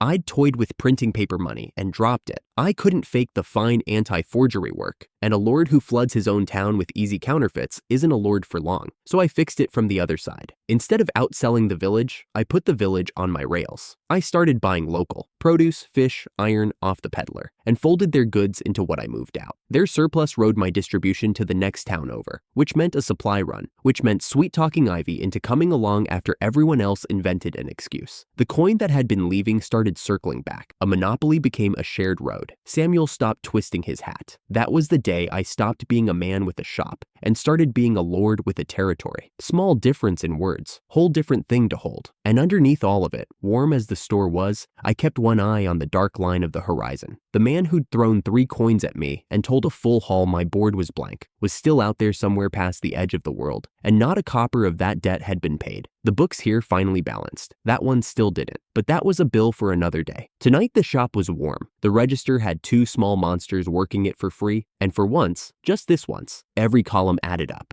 The guard didn't stop me over a weapon. He stopped me over the bicycle. We'd left Soprano 2 days earlier, me and Ivy, one wagon, 2 mountain bikes I'd bought off the tablet for 56,800 yen the pair, and a handgun I picked up for the road and never once needed, because nothing out there so much as looked at us twice. Erie sat half a day past my border, close enough to trade with, far enough that nobody had heard of the jumped-up Baron yet. That was the plan. Stay small. It never holds. A bulldog the size of a barrel charged out, barking. The guard came out after it, called the dog Biscuit, apologized for the racket, then pointed at the machine I was walking, careful, like a man diffusing something, and asked what exactly that was. A vehicle, I told him. You sit on it, it goes. He asked if it was alive. Less alive than your dog. He wanted papers. I handed him the noble card instead of the adventurer one, and watched his whole face rearrange. A man who'd been leaning hard on a commoner and found out mid-lean it was a baron. The apologies came fast and low. Then the useful part slipped out. Nobles were meant to use the North Gate. I'd walked a lord up to the servants' door like a crate of fish. You don't look like a baron, Ivy said. It was most of what she'd said all day, and she wasn't wrong. Inside, a receptionist with far too much energy for the hour walked us through the rules. To sell in Erie, you joined the guild, paid by the month, and bought a separate permit for anything like potions. Reasonable. We were halfway through the form when the door banged open and a voice I already knew shouted at us to wait. Michael, out of breath, wearing the face that looks like a wanted poster right up until it smiles. He'd been on his way to Soprano anyway. Susan had sent him to buy whatever new stock I had, spotted the strange machine parked at the gate, and put the rest together. He had an offer. Skip the stall. Sell everything through his house and let him do the moving. I ran the arithmetic. Sell direct, I keep more per item, and spend my life minding a counter. Hand it to a man with a real trading company and a wife who could sell salt to the sea. I keep less per item and a great deal more of my week. I looked at Ivy. She gave a small nod. It's yours, I said. Michael grinned like the numbers had already cleared. We came out to find one of the bikes already gone,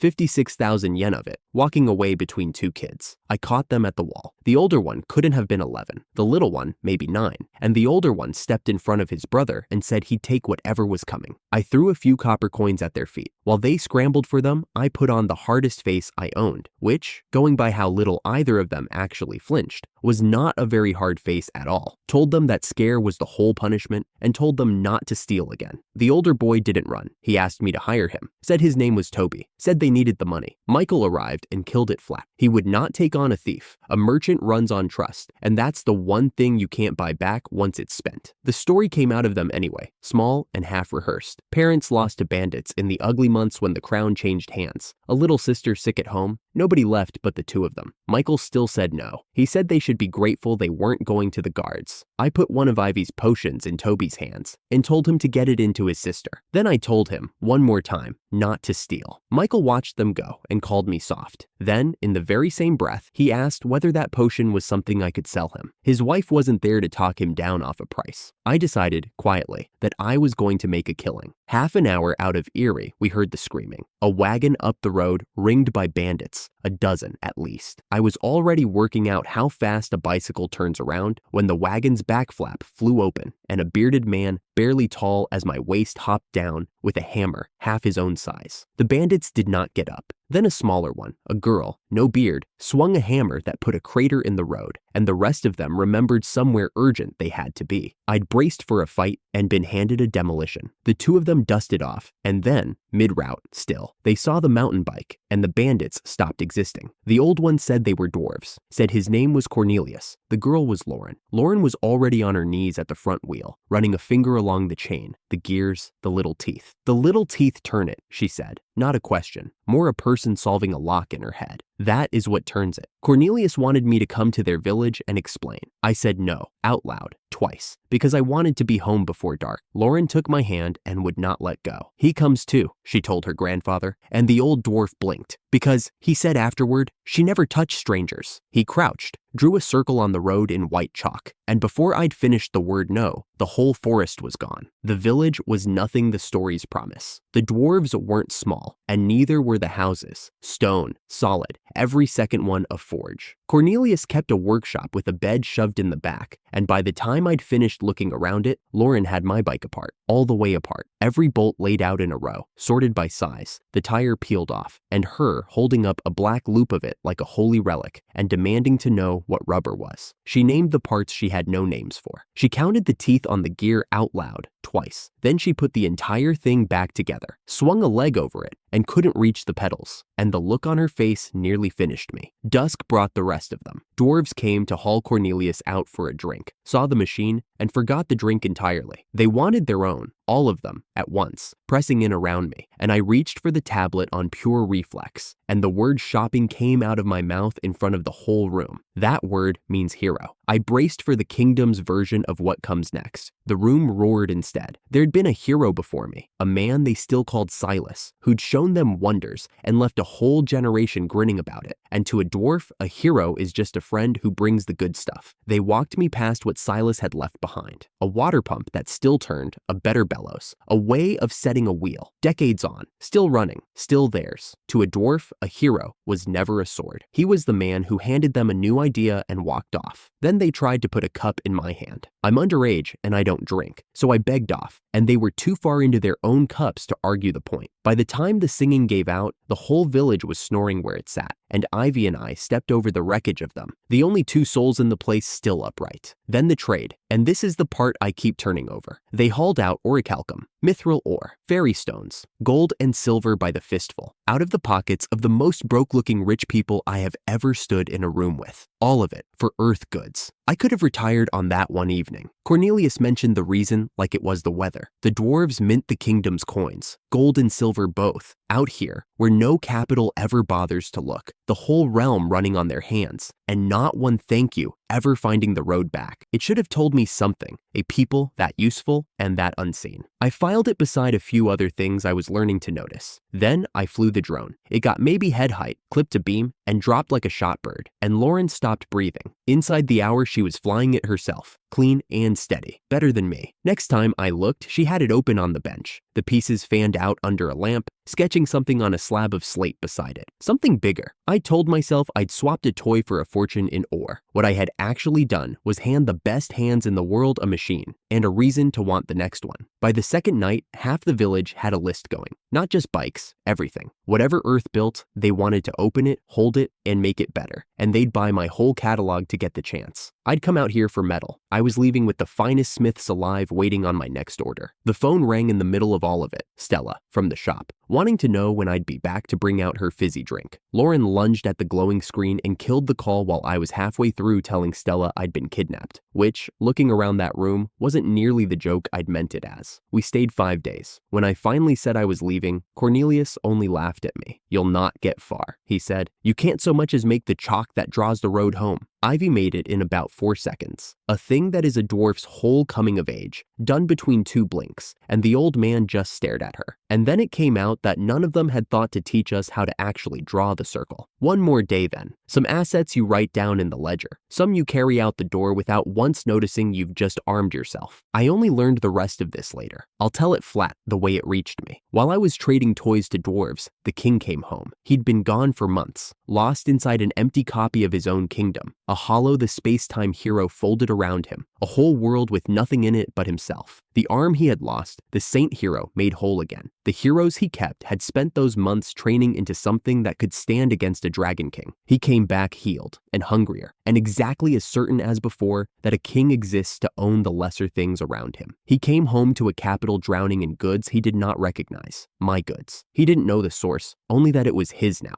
The way he'd decided everything was his. He took the throne back from his own daughter, who had held the country together while he was nothing, and he leaned on the people of the city until she told him where the wonders came from, and she gave it to him to spare them, and hated her own mouth for it. He wanted the source. He wanted the Dragon King and the Demon King dead, so the heroes he'd dragged across worlds could finally go home, and the whole cost of it could land on somebody else's account. Not 1 copper of what he owed me had ever been paid. He didn't even know my name was the bill. The calm was over. I wasn't there for this part. I pieced it together later, and I've told it to myself enough times now to tell it flat. The king came back. Months he had been gone, trapped in an empty copy of his own kingdom. a hollow world one of his heroes had built with nobody in it but him. He walked out of it worse than he went in. The arm he had lost was whole again. One of his heroes carried a blessing that could do that. Nothing had healed the part of him that believed a crown existed so one man could own the rest. He walked back into his capital and found it changed. There were goods in the markets no Goldmere hand had ever made. Clean glass, bright cloth, food that kept, tools that worked. His city was richer than he had left it, and he did not once ask why. He looked at all of it and decided it was his. Every crate, every coin, every shelf. The word he used, as it reached me, was mine. His daughter had taken the throne while he was gone. Sabrina had held the kingdom together with both hands through the worst of it, and she met him standing. You abandoned them, she told him. You have no right to any of it. He did not argue the point. Arguing was for men who could be moved. He told her, through his aide, what would happen to the people of the capital if she kept the crown from him? Not a blow. Never a blow he would swing himself. Just a long, calm list of what a city loses when its king decides to punish it. She was too honest to call the bluff. She gave the throne back and hated herself for the giving, and he watched her fold and told the room it only proved she had never been fit to hold it. Then he asked his one real question, the one he kept asking. Where did the goods come from? Who was the source? He wanted the source the way he wanted air, because whoever fed his kingdom could feed his war. And he had a war. His heroes had trained for months while he was lost, sharpened into something that could stand against the old powers of this world. He meant to point them at the Dragon King and the Demon King and take everything those two crowns held. He believed that if his heroes killed the kings, the debt of the summoning would be paid. His heroes could go home, and he would be left the only power standing. He didn't know the source of all those goods was a boy he had thrown out a door with 3 gold coins. He would find out. Ivy and I came home the short way, through a line of fairy chalk that folded the road down to a single step. We had been rich for about a week, a fortune in dwarf ore, the finest smiths alive on retainer, more than a boy who wanted to stay small had any business owning. I remember thinking, right up until my foot came down in soprano, that the hard part of my year was behind me. Then I saw the smoke. It was coming off the hill by the store. I ran. Ivy kept up without a word, the way she did everything. Stella was down in the yard, not the little girl who begged for fizzy drinks at my register, the dragon under the girl, scales gone dull, a young dragon curled wrong on scorched grass, far too still. Mary lay crumpled near her, small and human, and out cold. And Ashley's front field, the one she had coaxed out of bad soil all season, was a black smear still smoking at the edges. I got the shape of it standing there. While I was away, 3 of the king's heroes had come to Soprano hunting me, and instead of me, they had found the 2 children who ran my shop. Mary had fought. Her black flame is the kind that does not go out, and one of the 3 did not walk away from it. It hadn't mattered. A battle master doesn't need to be careful with kids, and Kevin had put them both down anyway. Word had reached me from the capital that same morning, too,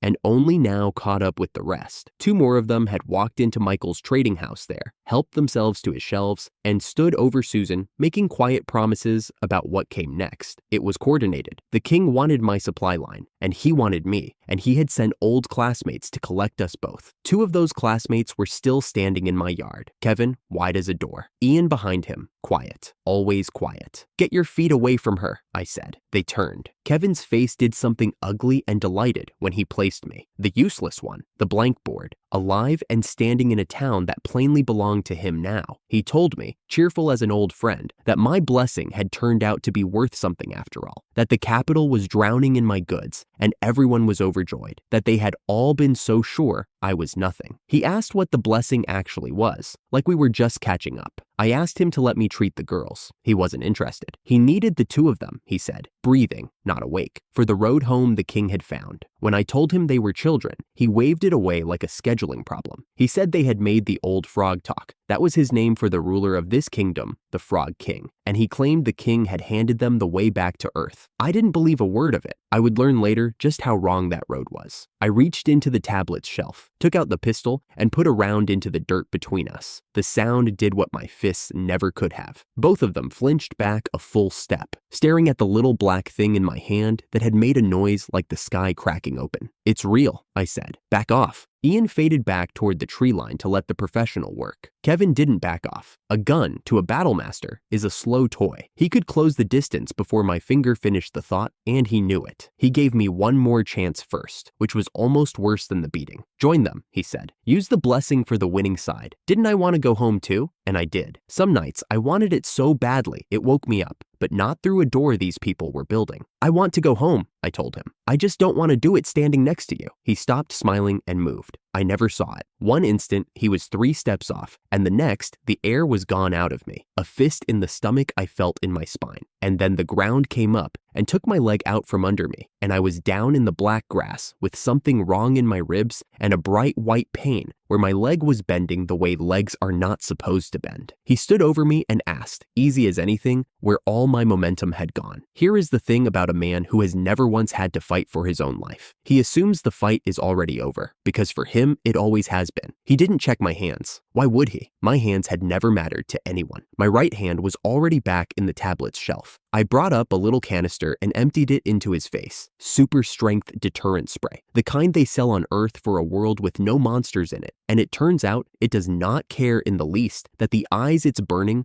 belong to a hero. Kevin came apart. He went from standing over me to clawing at his own face, roaring, blind. Every ounce of that trained body suddenly busy with one simple animal problem. I didn't have long. I bit the cap off a bottle no bigger than my thumb. One of Ivy's, her synthesis. A healing draft I would have called a fairy tale a year ago, and swallowed it. The wrongness in my ribs knit back together. The white fire in my leg cooled and went quiet. I stood up on a leg that had been broken 10 seconds earlier, and I have never in my life been so glad I spent money on something. Kevin heard me stand. Still blind, still down, he begged me for the bottle. He had felt his own bones a minute ago, and he wanted whatever I had. I told him no. It was the easiest no I have ever said. Then I took out the stun unit, thumbed it up to the top of its range, and pressed it to him. A battlemaster's body is built to shrug off swords. It is not built for 100,000 volts run through a device a school kid can order to his door. He locked up and dropped and stopped being a problem. I wasn't taking chances. I ran a line of 1,000-year adhesive down his arms and his legs. The label swore it held for 1,000 years and came off only with the maker's own solvent, and I had always assumed that was a lie, and I set him into the dirt like a fence post. He was going nowhere until I decided otherwise. I stood over a hero that half my old class would have called a god, breathing hard, having put him down with the contents of a shopping cart, the blank board, the useless one. I didn't get to enjoy it. I turned around too late. While I'd been busy with Kevin, Ian had gone quiet and gone to work, the way shadows do. He had Stella. She had slipped back small and human somewhere in the fighting, dazed and light enough to lift, and he had her by the collar, and he was already sinking, the two of them going down into his own shadow, like into black water. He told me, almost bored, not to underestimate the shadow. Then he dropped another few inches into the dark and took her with him. I couldn't reach them. I was 3 strides too far, and I don't have a blessing that closes 3 strides. Hannah did. She came out of the store like something fired. I hadn't even known she was still inside. She would have hidden the girls, put herself between them and the door, done all of it without a single sound, because that was Hannah. And now, the quiet blessing that only ever woke for the things she loved was awake, and she crossed that whole yard faster than I could turn my head. She got both hands on Stella and tore her out of the shadow's grip and threw her clear onto the grass. And Ian's hand, closing on empty air where the dragon girl had just been, closed on Hannah's wrist instead. I saw her face for exactly as long as it takes to understand something you cannot stop. Then the shadow took her the way it had meant to take Stella, smooth and total, and the yard was only grass again. Stella sprawled safe and shrieking on the ground. Hannah was gone. I want to tell you I did something. There was nothing to do. The shadow was closed. The man was gone through a door I couldn't follow, and he had taken her to the one place in the whole world I had sworn I would never set foot in again. I didn't shout. I have noticed that about myself. The big feelings don't come out loud. I just stood in the quiet with my hands open and nothing in them, and somewhere very far down, under the ledgers and the jokes and the whole careful business of staying small, something I had kept boxed up for a long time chose that exact moment to break its box. Then the sky went dark, and the Dragon King came down. He came down over Soprano with his daughter's name in his mouth and murder in the shape of him, wanting to know what had been done to her and who I meant to hand him for it. For one bad moment, I thought the answer he wanted was me. By dusk, the children were sitting up. Whatever Kevin had done to put them down hadn't been meant to last. The king wanted them alive for his road home, and you do not damage the goods. Ivy went along the two of them with her quiet hands and her bottles and made sure they were whole. Stella didn't hold on tight enough, Stella said, in that flattened little voice. For about the 9th time, she meant Hannah. I crouched down to her level. She wasn't yours to hold, I told her. She held on to you. That was the whole idea. I'm not sure she heard me. Mary sat next to her with her knees up, saying nothing, which for Mary was its own kind of loud. Then the dragons had a conversation with Kevin. I wasn't invited and I didn't ask to be. When it was over, he had told them everything, and none of it took the shape I had braced for. Here it is, the thing that turned the whole second half of my life in this world. The heroes had been promised they could go home. There was a price. To open the door back to Earth, they had to kill the Dragon King and the Demon King. That was the deal the king had laid in front of a class of frightened kids. 2 crowns, 2 heads. A road home paid for in kings. I looked at the Dragon King when I heard it. Grand, ancient, currently deciding whether to end an entire kingdom before breakfast. And he told me plainly that he had no idea how to send anyone back to Earth. No door, no ritual, nothing. Which meant the king had either been lied to himself or was doing the lying. And either way, he had handed a pack of scared children a reason to murder the 2 oldest powers alive and call it going home. That was the whole shape of it finally. Not one cruel man on a throne. A war, aimed and already moving, with Hannah in a cell at the dead center of it. The Dragon King made his offer without any heat, which was the frightening part. He would take the capital apart. He would fly to Goldmere tonight and burn it to the foundation stones and walk back out with Hannah in his hand. And it would cost him nothing and take until morning. And I thought about it. I am not going to stand here and pretend I didn't. She was in that city, but so were the orphan kids in the alleys, and the market women, and the fool guards, and every last person who had never once been asked whether their king could be trusted to keep them. A city is not the man who runs it. I had learned that from the other side, standing on a road with 3 coins and no name. No, I said, not the city. We go in, we get her, and we come out. We don't buy one person back with 100,000 who never touched us. Nobody thanked me for the nobility of it. Ashley came out of the store with her chainsaw idling in her hands and asked very calmly which of the children had set fire to her field. Stella and Mary abruptly found other places to look. Mary muttered that the black flame had gotten a little away from her. Ashley did not consider this an answer, and I had to talk her down off it while she was still holding the chainsaw. And the Dragon King, watching me stand there white-knuckled and openly planning a burglary of the capital that had thrown me out, chose that exact moment to announce to the whole yard that he would of course help me recover my mate. "She's not I started. "I will fetch your mate for you, boy," he said grandly. "Be grateful." Then he told me it was a joke. It wasn't entirely a joke, and both of us knew it. I let him have it. Some bills you don't argue. Then the light was gone, and it was just me in a yard that smelled of smoke, running the only sum that mattered now. The king was back. He meant to kill the 2 kings who had been kind to me, and he had Hannah. For a year, I had made very sure the kingdom owed me, and just as sure that I never became the kind of man who could walk in and collect the debt in person. That was over. I was going back into the capital that exiled me, and I was going to get her out. I called it the first meeting of the Get Hannah Back operation, out loud, in front of everyone, because I am the kind of man who names a thing and then has to live with the name. Remember that. It comes back to bite me. "Any good ideas?" I asked. "Raise your hand." Stella raised hers to the ceiling. "Blow the whole capital away," she suggested, brightly, like she was offering to help with the dishes. Mary topped it without pausing. "Burn it down," she said, until there wasn't a shadow left to bury. Then the 2 of them told each other what geniuses they were, and the Dragon King nodded along like a proud grandfather at a recital. And I sat there missing Hannah so hard it was almost funny. She was the only one who could ever talk these 2 down. She was also the reason we were all in this room. That was the joke. The one break we had was the thing we had lost. "No," I said. "We already had this argument. We had.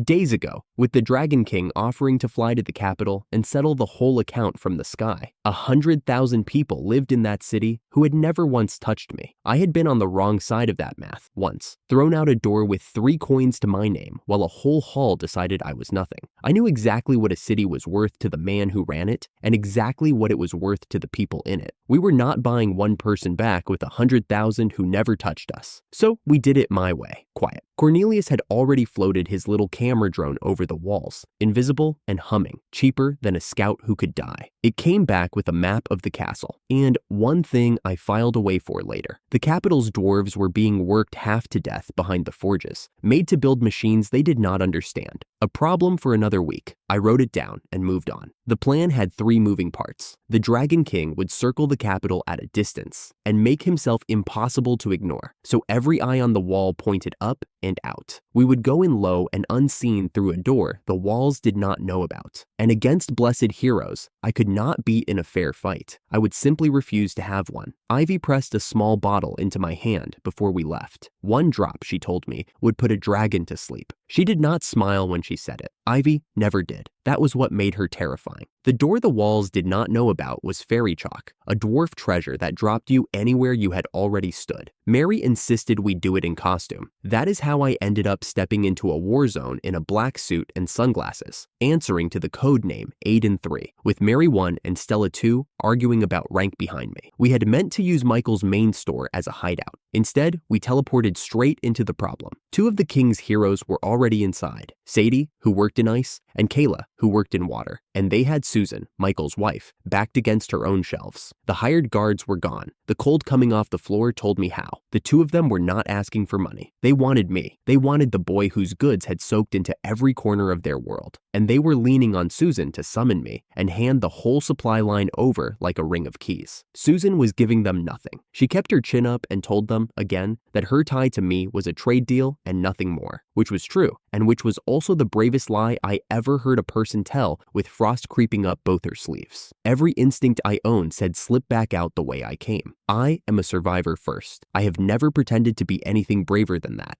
But there is a difference between running from a fight you will lose and walking away from a woman who is freezing to protect you. And I found, standing there in a ridiculous suit, that I could not make my feet do the second one. So I did not fight them. I fed them. The kids changed into pizza uniforms in the space of a breath. Little caps, striped shirts, 2 of the most powerful children alive playing delivery girl. They marched a hot box up to the 2 heroes and announced it was a gift from Aiden, ordered special. 2 blessed heroes who had just driven off armed guards took one look at a free pizza with my name on it and melted. One of them actually signed for it. The kids skipped out clean. The heroes ate. Ivy's draft was in every slice, 1 drop's worth and then some. And it did to them what it would have done to a dragon. They were asleep before the second bite finished chewing.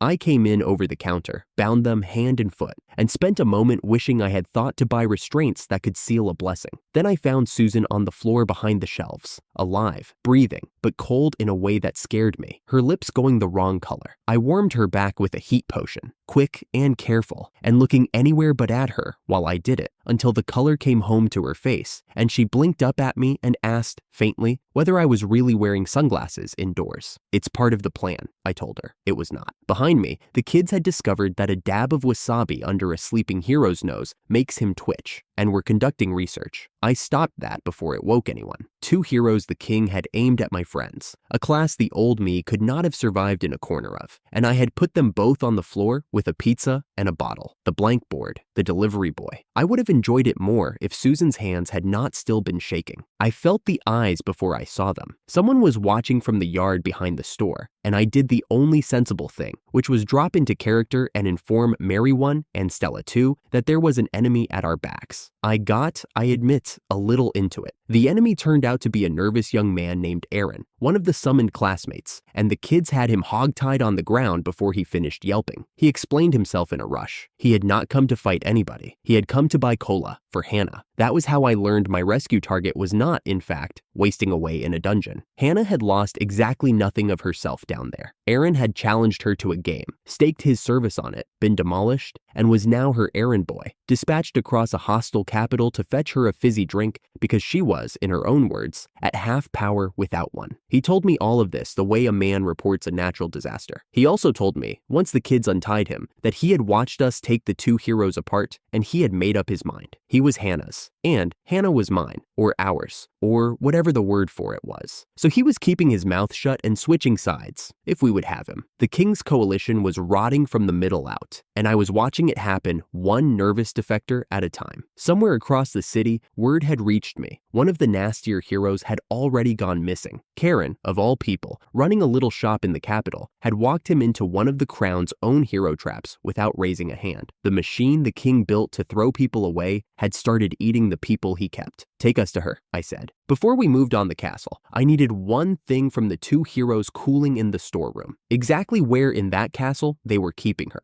I want to be clear about how I got it, because it is the part I am proud of and the part I could have gotten wrong. I did not touch them. I never touched them. There is a version of this where the boy the kingdom threw out finally has two of its heroes tied up in front of him and does to them what a crueler story would want him to. I had learned the difference between the king and me a year ago on the wrong side of a door, and I was not going to unlearn it in a basement to save 20 minutes. So I bluffed. I sat down across from them like I had all the time in the world and nothing better to do with it. And I let them look at how relaxed I was, and I let them fill in the rest. I have a blessing that buys anything ever made. I let them imagine what anything might include. I asked my questions in the bored voice of a man reading a receipt. The kids helped by looming in the doorway, making cartoon threats that never once came true, which somehow made it worse, because nobody knew where the line was, least of all them. There was no line. They could not tell. Their nerve went before mine did. One of them blurted it out. The castle dungeon, the lower cells, under the throne. I made her say it twice, thanked them both like they had helped me carry groceries, and had them handed off and taken somewhere off my hands. Was it mercy, or was it just a colder kind of cruelty, frightening two people into folding without ever laying a finger on them? I have turned that over more than once. I still do not have a clean answer. What I have is this. I know where the line is, and I stayed on my side of it. I knew where she was now. Time to go get her. Getting into the castle should have been the hard part. It was the stupidest. The plan was for me to slip in unnoticed. I have, it turns out, no presence whatsoever, a fact everyone I know finds funny and I find load-bearing. It should have worked perfectly. It did not, because Stella and Mary walked up to the front gate, planted their feet, and bellowed a challenge at the castle like two tiny warlords, informing the guard at volume that the human king was an idiot and the hero was a moron, and they had come to collect their teacher. I aged a year. Insulting the king in that city could get a grown man arrested, but the tired guard on the gate looked at the two obviously not human children, then at the worn banners of the heroes, and decided that anyone traveling with a hero's authority was somebody else's problem. He waved us through.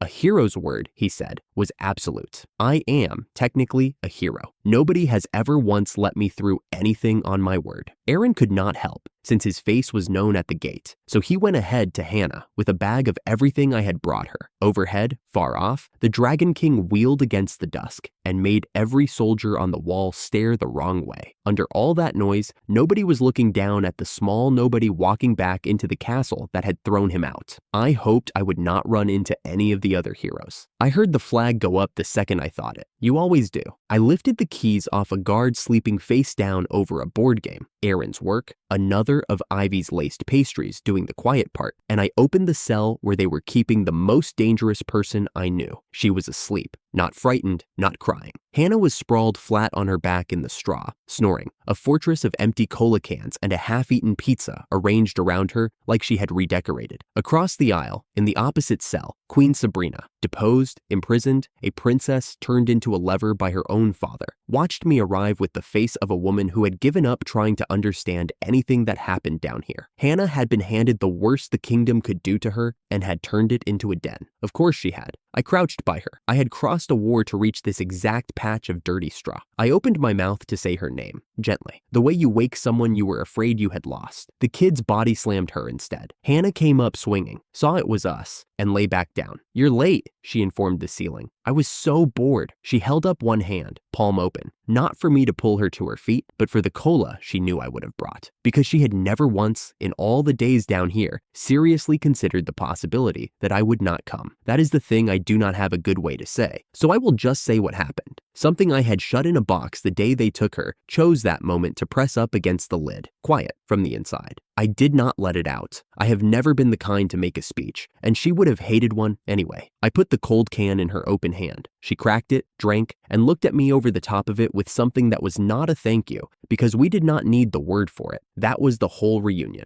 That was everything. Then a cell door I had not touched clanged shut, and Ian was standing there, the shadow, the hero who had folded her into his own darkness and carried her here. He looked us over, locked in and smug, and made a small pleased speech about how neatly we had walked into a cage. A hero trap, he called it, savoring the words. And I had to stand there and absorb the fact that hero trap was my name for it. I had coined it days ago, out loud, being clever. I told you the names come back. He turned to go fetch the others and gloat. He should not have turned his back. The bars were nothing. Mary's black flame could open them like paper. Stella could bend them with her hands. And I had a stub of fairy chalk in my pocket that made walls a suggestion. We had stepped into the cell because it was the fastest way to Hannah, not because it could hold us. I looked across at Sabrina, the queen who had said, to anyone who would listen, that she could no longer tell who the villains in this kingdom even were. I was not leaving her in a cage, built by the man she was ashamed to call father. You too, I told her. Come on. I drew the chalk. Ian came back to an empty dungeon. The chalk put us down in the yard of my own convenience store, under my own lights, with the dragon guards snapping to attention around a boy they mostly tolerate. Fiona had just arrived, the dragon queen, home from wherever she had been, and Stella flew into her mother's arms crowing that she had helped rescue her teacher. Fiona held her, and in the next breath sniffed the air and asked me what rude thing I had just been thinking.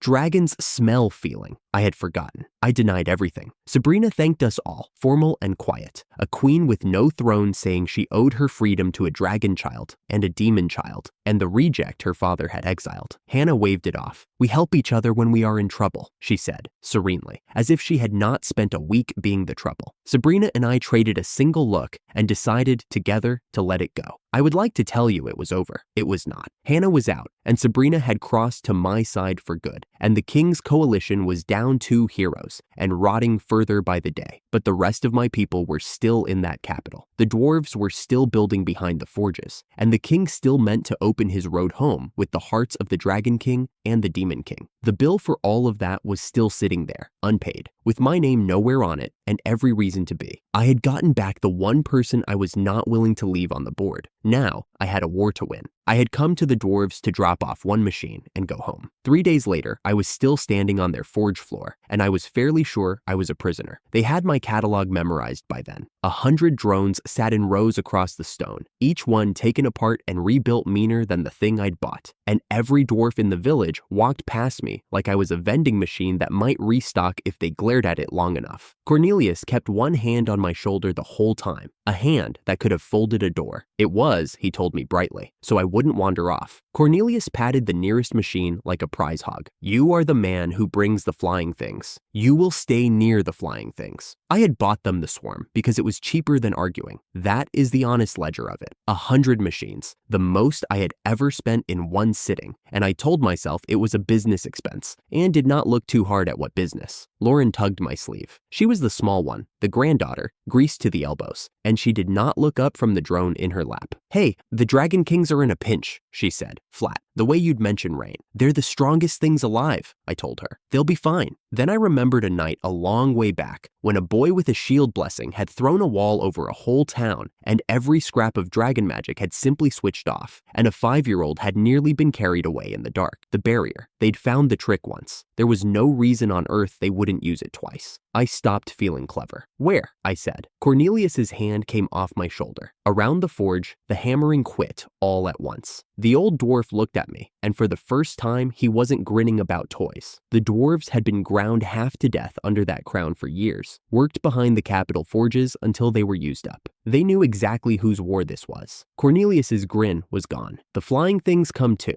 every last one. We came out of the teleport onto the valley rim, and I understood in one look that I was late. The Dragon Valley is the safest place in the world. That is the whole point of it, and it had been broken open like an egg. Prince Adam's army filled the low ground, rank on rank of the king's knights under his banner, and above the whole basin, hung a dome of gray, nothing I recognized in my gut before my head caught up. The barrier, Nolan's shield thrown wide over the valley. The same classmate whose wall had switched off Stella's guards that night in Unical, back on his feet and back at the king's side. And inside it, the dragon's magic had gone out like a snuffed lamp, the strongest beings alive, and someone had reached in and turned them off. At the center of it, a single man was driving the tribe backward, the sword-blessed one. He moved through dragons the way a scythe moves through a field, and the dragons, were giving ground. I had spent a year telling myself these creatures could not be hurt. I stood on the rim and watched them fall back, step by step, with nothing left to fight him with. Prince Adam saw the tide running his way and called for the finish. I could hear the shape of it from the rim, the crow of a man who thinks the hard part is over. I pulled the diamond-backed vest tighter across my chest. Ivy had fused the thing for me out of a plate and a stone, half as a joke. It suddenly felt very thin. I went down the slope. I don't know what I thought I could do.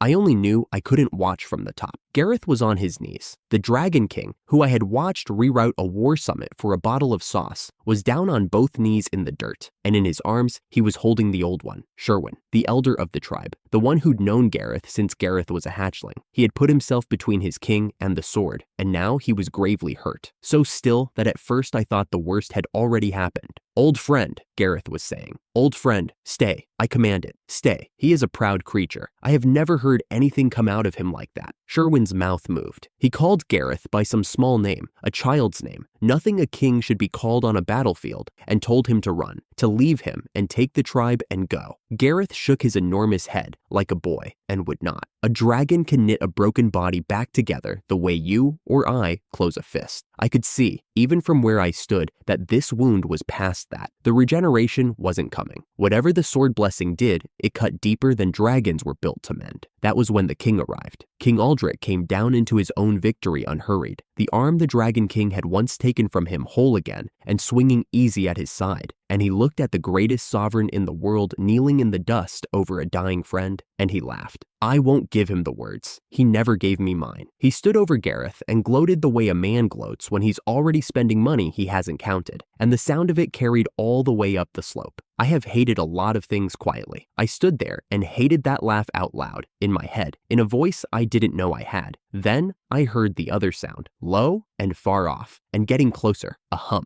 100 small engines finding their pitch at once. The king's laugh cut off. They came over the rim in a single black tide, 100 of them, and the noise they made was not a noise any of these people had ever heard in their lives. It was the sound of a world they'd never see, dropped whole into theirs. The drones poured down into the basin and the light broke apart around them, dust thrown up in bright turning columns, and the whole army looked up at once with the same face, the face of men who have suddenly understood that the rules just changed and no one told them the new ones. Cornelius stood on the rim with his beard streaming in the downdraft and both fists in the air, howling with joy. Lauren had her hands out flat, steering, her tongue between her teeth, and the swarm answered her fingers like 100 obedient birds. They fell on the army, and the army came apart. I want to be careful about this, because I never wanted a slaughter, and I didn't get one. The drones did not have to touch a man to beat him. They dove and screamed and hauled the ground out from under people's nerve. Knights broke and ran from a thing they had no name for. Formations that had held all day dissolved into people simply trying to get somewhere the noise wasn't. The barrier that had smothered the dragons meant nothing to a machine. You cannot switch off a thing that was never magic to begin with. That was the whole joke of me, and it fired at full scale, all at once, over an entire war. The sword-blessed champion swung at the sky and hit nothing. Nolan's shield held out magic and let 100 motors sail straight through it. Prince Adam's grand assault, the pride of his crown, scattered off the field like startled crows, and the prince went with it, and the king ran. I watched King Aldrich Goldmere turn his back on his own war and go, robes hauled up, that healed arm pumping, running from a boy he'd thrown 3 coins at and told to die. He didn't know it was me yet. That almost made it better. The man who'd looked at the proof of what I was and called it nothing was running from exactly that, and he still hadn't read the board. I let him go. I had somewhere to be. I came up behind Gareth while the field was still emptying and knelt down beside him in the dirt. "You're safe," I said. It wasn't a question.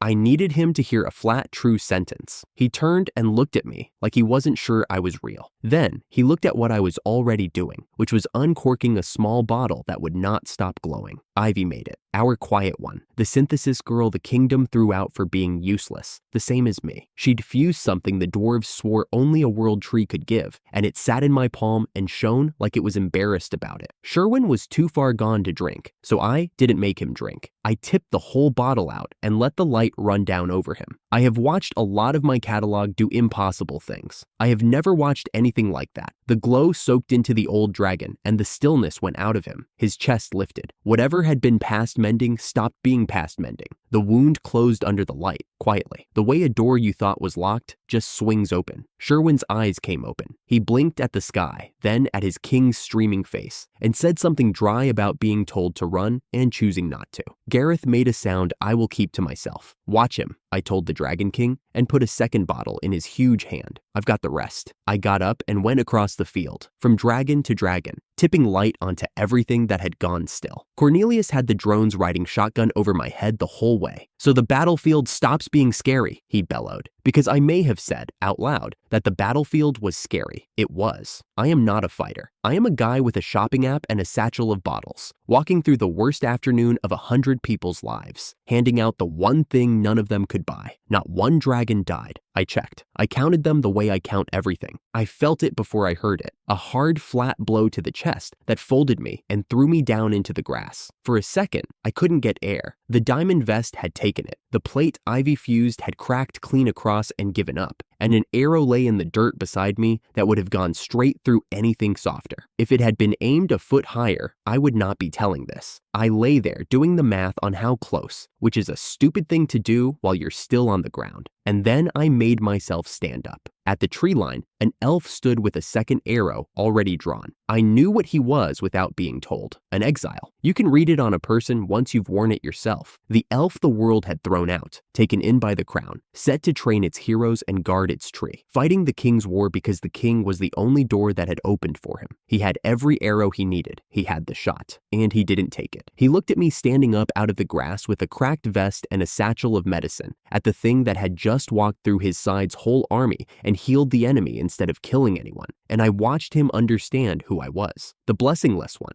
The boy the kingdom read a blank board on and shoved out the gate. The same story as his, told backward. Two of us thrown through the same door, and we'd landed facing each other across a war, and only one of us had spent the fall figuring out how to save people. The bowstring stayed drawn. His arm didn't. Something in his certainty came loose and would not tighten again, and the arrow he had ready for me never left the string. I didn't have anything to say to him that a sentence could hold. I turned my back on a drawn bow. I have never done anything harder, and went to finish my rounds, and he let me. By dusk, the valley was ours again, and it did not look like a victory. It looked like a place that had almost ended and been talked out of it at the last second. Sherwin was sitting up, complaining, which the whole tribe took as the best news of the day. Gareth would not let go of the old dragon's shoulder, and every few minutes he looked over at me across the field like he was checking I hadn't been a hallucination. Cornelius and Lauren were already down among the drones, cracking one open to see what the barrier had done to its insides, entirely unbothered that they'd just won a war, because to them, the war was over, and the interesting problem was the machine. The dwarves came and found me as the light went. They'd treated me badly at first, Cornelius admitted, back when they thought I was just another human with his hand out, because the last humans who'd owned them had worked them like tools until they broke. He said they owed me now. He said it like a debt he meant to pay, and I understood that particular kind of ledger very well. Lauren just tucked her drone under her head and asked, half asleep, whether she could have another one. I looked back the way the king had run.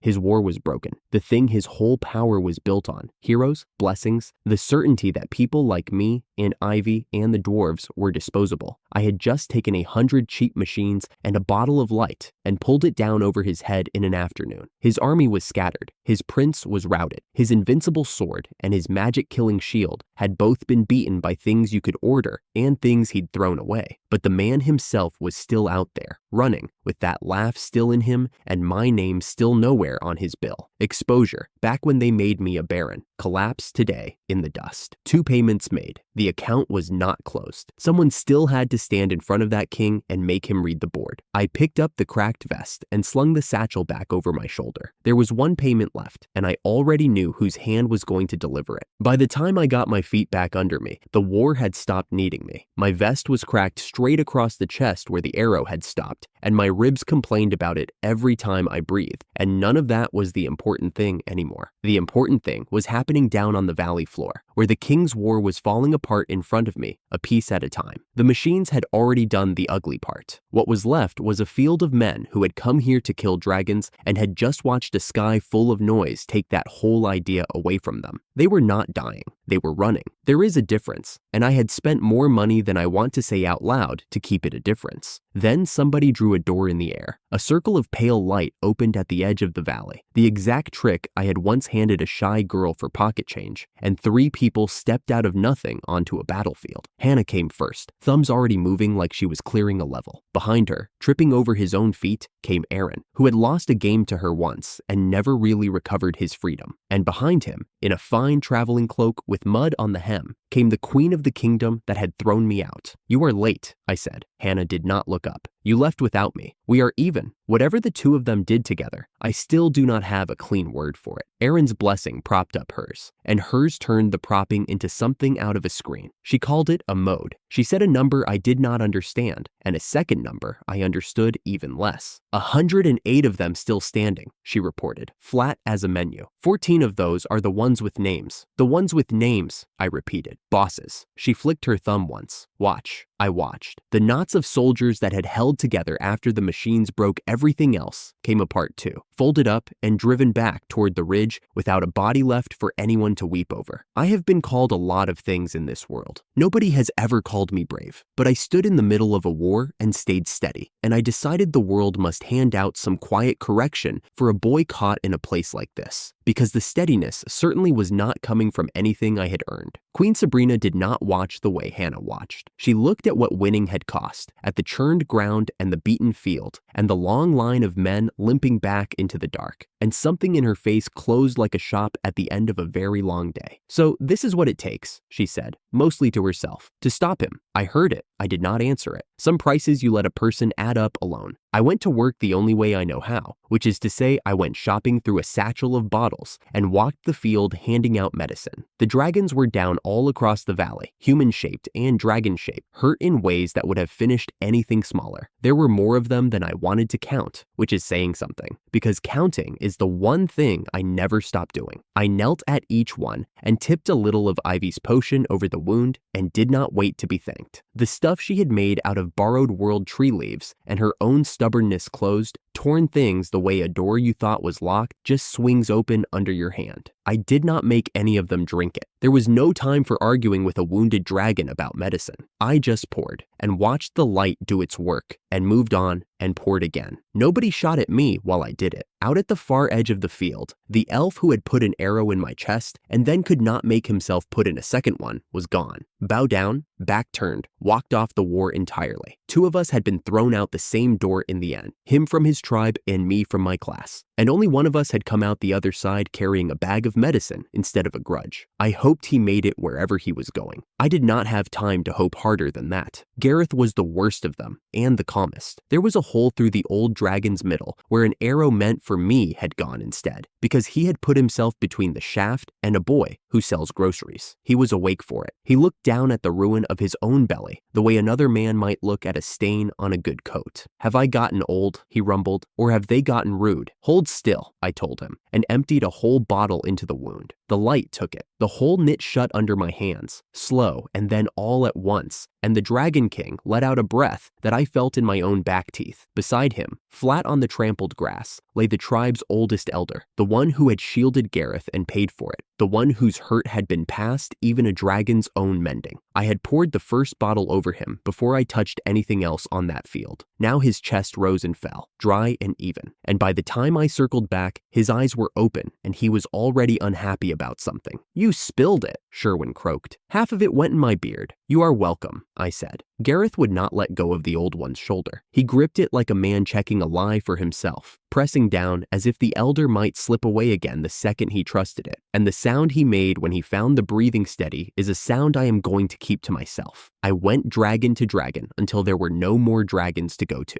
Then I counted them, the way I count everything, the way I have counted every coin that ever passed through my hands since a man in nice robes taught me what my life was worth. I counted them once and did not believe it. I counted them a second time, slower, touching each one as I passed. Not one of them had died. Not a single one on the whole field. In a world that had summoned a boy to be spent and thrown away, I had walked into a war and come out the far side of it, having spent nobody at all. I stood there in the last of the gold light and let that be true for a while before I let anything else be. The Dragon King stood up. He should not have been able to, an hour after a spear-sized arrow through the gut, but he did it anyway, slow and enormous, and the whole valley went quiet around the fact of it. The tribe drew in. The dwarves came up out of the field with their machines idling behind them. Hannah and Aaron and the queen stood at the ring's edge. Everyone who had lived through the day gathered in close to watch the oldest king any of them had ever served decide what to do with the boy who had saved it. Gareth, I started, because the silence was making me itch. For someone like me, you really do not have to. Be quiet, merchant, he said, not unkindly. He turned so the whole ring could see him do it, and he named me. This one, the Dragon King said, and his voice went out over the valley like weather. Walked into my war with no blade, and no blessing, and a bag of medicine, and he did not lose me a single one of my people. Hear it, dragon and demon and human alike. From this hour, Aiden is a friend of the dragon tribe. His trouble is our trouble. His enemy stands against every one of us. Let anyone who doubts it come and doubt it to me. Nobody came to doubt it to him. I have been in a lot of rooms in two worlds now, and I have been the smallest thing in almost every one of them. The board that said what I was got called blank once by a man in nice robes to a hall full of people who all decided it was easier to let it stand. I stood in the middle of a valley full of dragons and heard the exact opposite happen, out loud to a crowd. And for once in my life, I did not have a joke loaded and ready. I just let it be said. I let it land. I have made a lot of money in this world by keeping my face flat, and I could not keep it flat for that. Then I asked him the only useful question I had. We hold the field, I said. What do we do with it? Gareth looked down at me, and something moved behind his eyes that was older and colder than gratitude. Leave that, he said, to me. The Dragon King filled his chest, and the valley learned what an old king sounds like when he stops being polite. I have heard thunder. I have heard 100 machines drop out of the sky at once. Neither of them was this. He turned toward the ridge where the beaten army had run,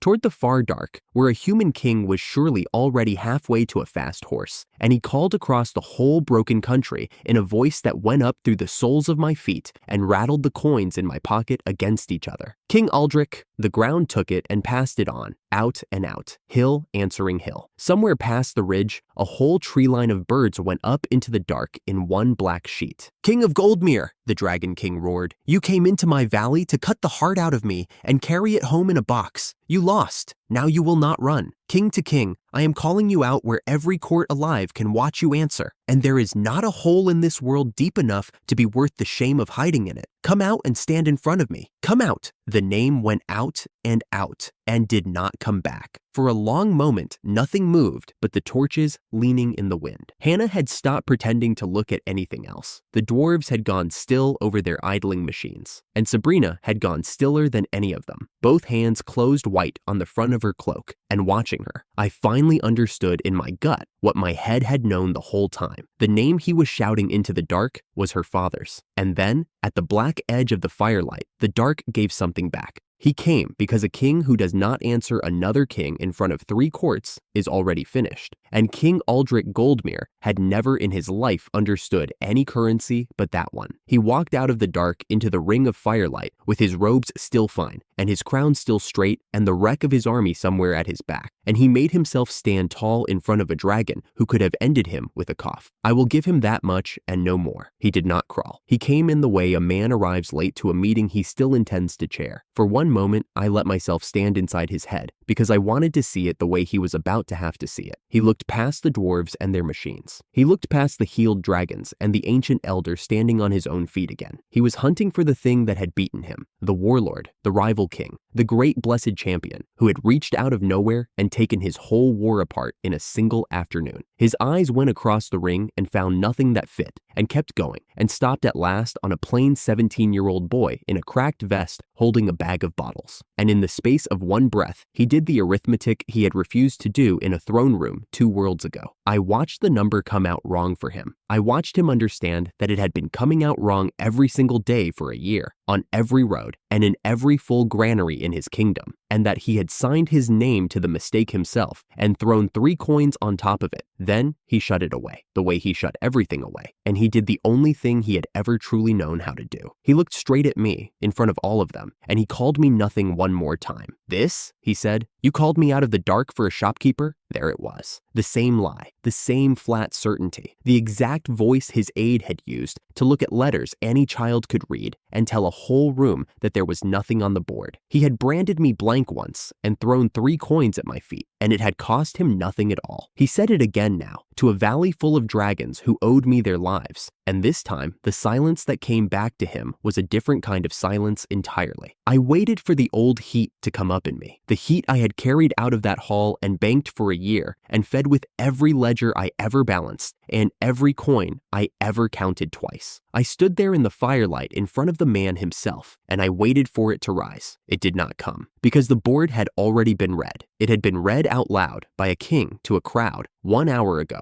over the whole valley. There was nobody left in this place he could lie to about me. He was the last person in either world still standing there insisting the letters were blank, and now he was insisting it entirely alone.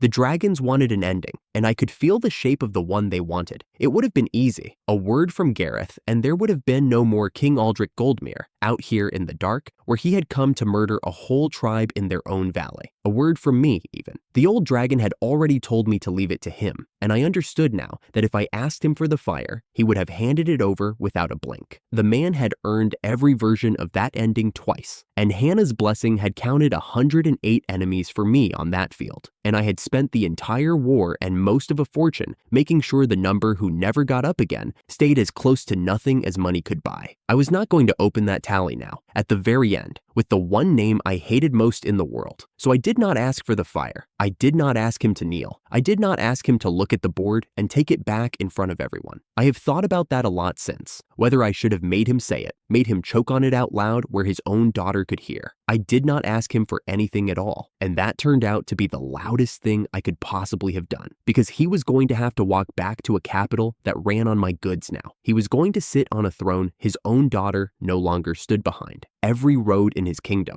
every full belly through the winter, every lamp that stayed lit in every window, all of it came off a catalog owned by the boy he had just called a shopkeeper to a valley of dragons, and he was going to live the rest of his life inside that bill. I did not need to make him grovel. I only needed him to keep breathing somewhere he could see the number. Sabrina understood it before he did. She stepped out of the ring, past the low fires, and she did not go to her father's side. She crossed the whole open circle in front of every court and in front of him, and she came and stood at mine, a queen choosing exactly where to put her feet and letting the whole world watch her do it. "I will not defend it anymore," she told him, and her voice did not shake once. "Any of it. Go home, father. The kingdom is mine to answer for now, and I mean to answer for it better than you did." He did not have anything to say to that. For the first time in either of our lives, King Aldrich Goldmere stood in front of a crowd with his mouth open and nothing in it, and the dark he had come out of took him quietly back. And I finally set down the thing I had been carrying since the first day. I thought about a floor in a throne room and 3 gold coins ringing on the stone by my feet. 30,000 yen, my entire worth in the eyes of a man who had looked straight at proof and chosen to call it nothing. I had picked those coins up back then. You do not leave money on a floor, not even that money, especially not that money. I had carried them in my head every single day since. 3 coins and a name attached to them, and no payment ever made against the account. The payment had just been made, not by my hand, by the hand of an old dragon who called me his friend in a voice that shook the birds off the trees for a mile. The account was closed. I checked it twice, the way I check everything. It stayed closed. Something small crashed into my legs hard enough to nearly put me back on the ground. Stella had gotten loose from wherever they had hidden her, horns and tail and all, and she wrapped herself around my knee and informed me at full volume that I had promised her snacks and that a war did not count as an excuse and never would. Behind her, Sherwin was already complaining to Gareth about the ruined state of his beard, and Gareth still had one huge hand resting on the old elder's shoulder, like he was afraid the morning might come and take it back. Aaron was quietly, hopelessly asking Hannah for a rematch. Lauren wandered up out of the dark, looked at the cracked plate on my chest, and asked me without any preamble at all whether she could please have another drone. Hannah came and stood next to me, close. The way she had stood next to me the day we walked out of a city that did not want either of us. She did not say anything, neither did I. Some things you leave unsaid on purpose, because the saying of them is always smaller than the thing itself, and we had never once needed the words to know where the other one was standing. I had come into this world with a skill the whole class laughed at, and 3 coins somebody threw at my feet. Somewhere out past that ridge, there was a demon kingdom I had promised 2 small girls I would come and visit, and a whole world that still had not begun to work out what a boy with a shopping cart could do to it. That was a problem for a morning that had not arrived yet. For tonight, the valley was quiet. The tribe was whole, the account was closed, and the door the kingdom had once opened just to throw me out of it was standing open again behind me. Mine now, on my terms, and I was in no hurry at all to walk through it. I picked Stella up before she could bite me about the snacks. Then I went to find out what a friend of the dragon tribe was supposed to do next.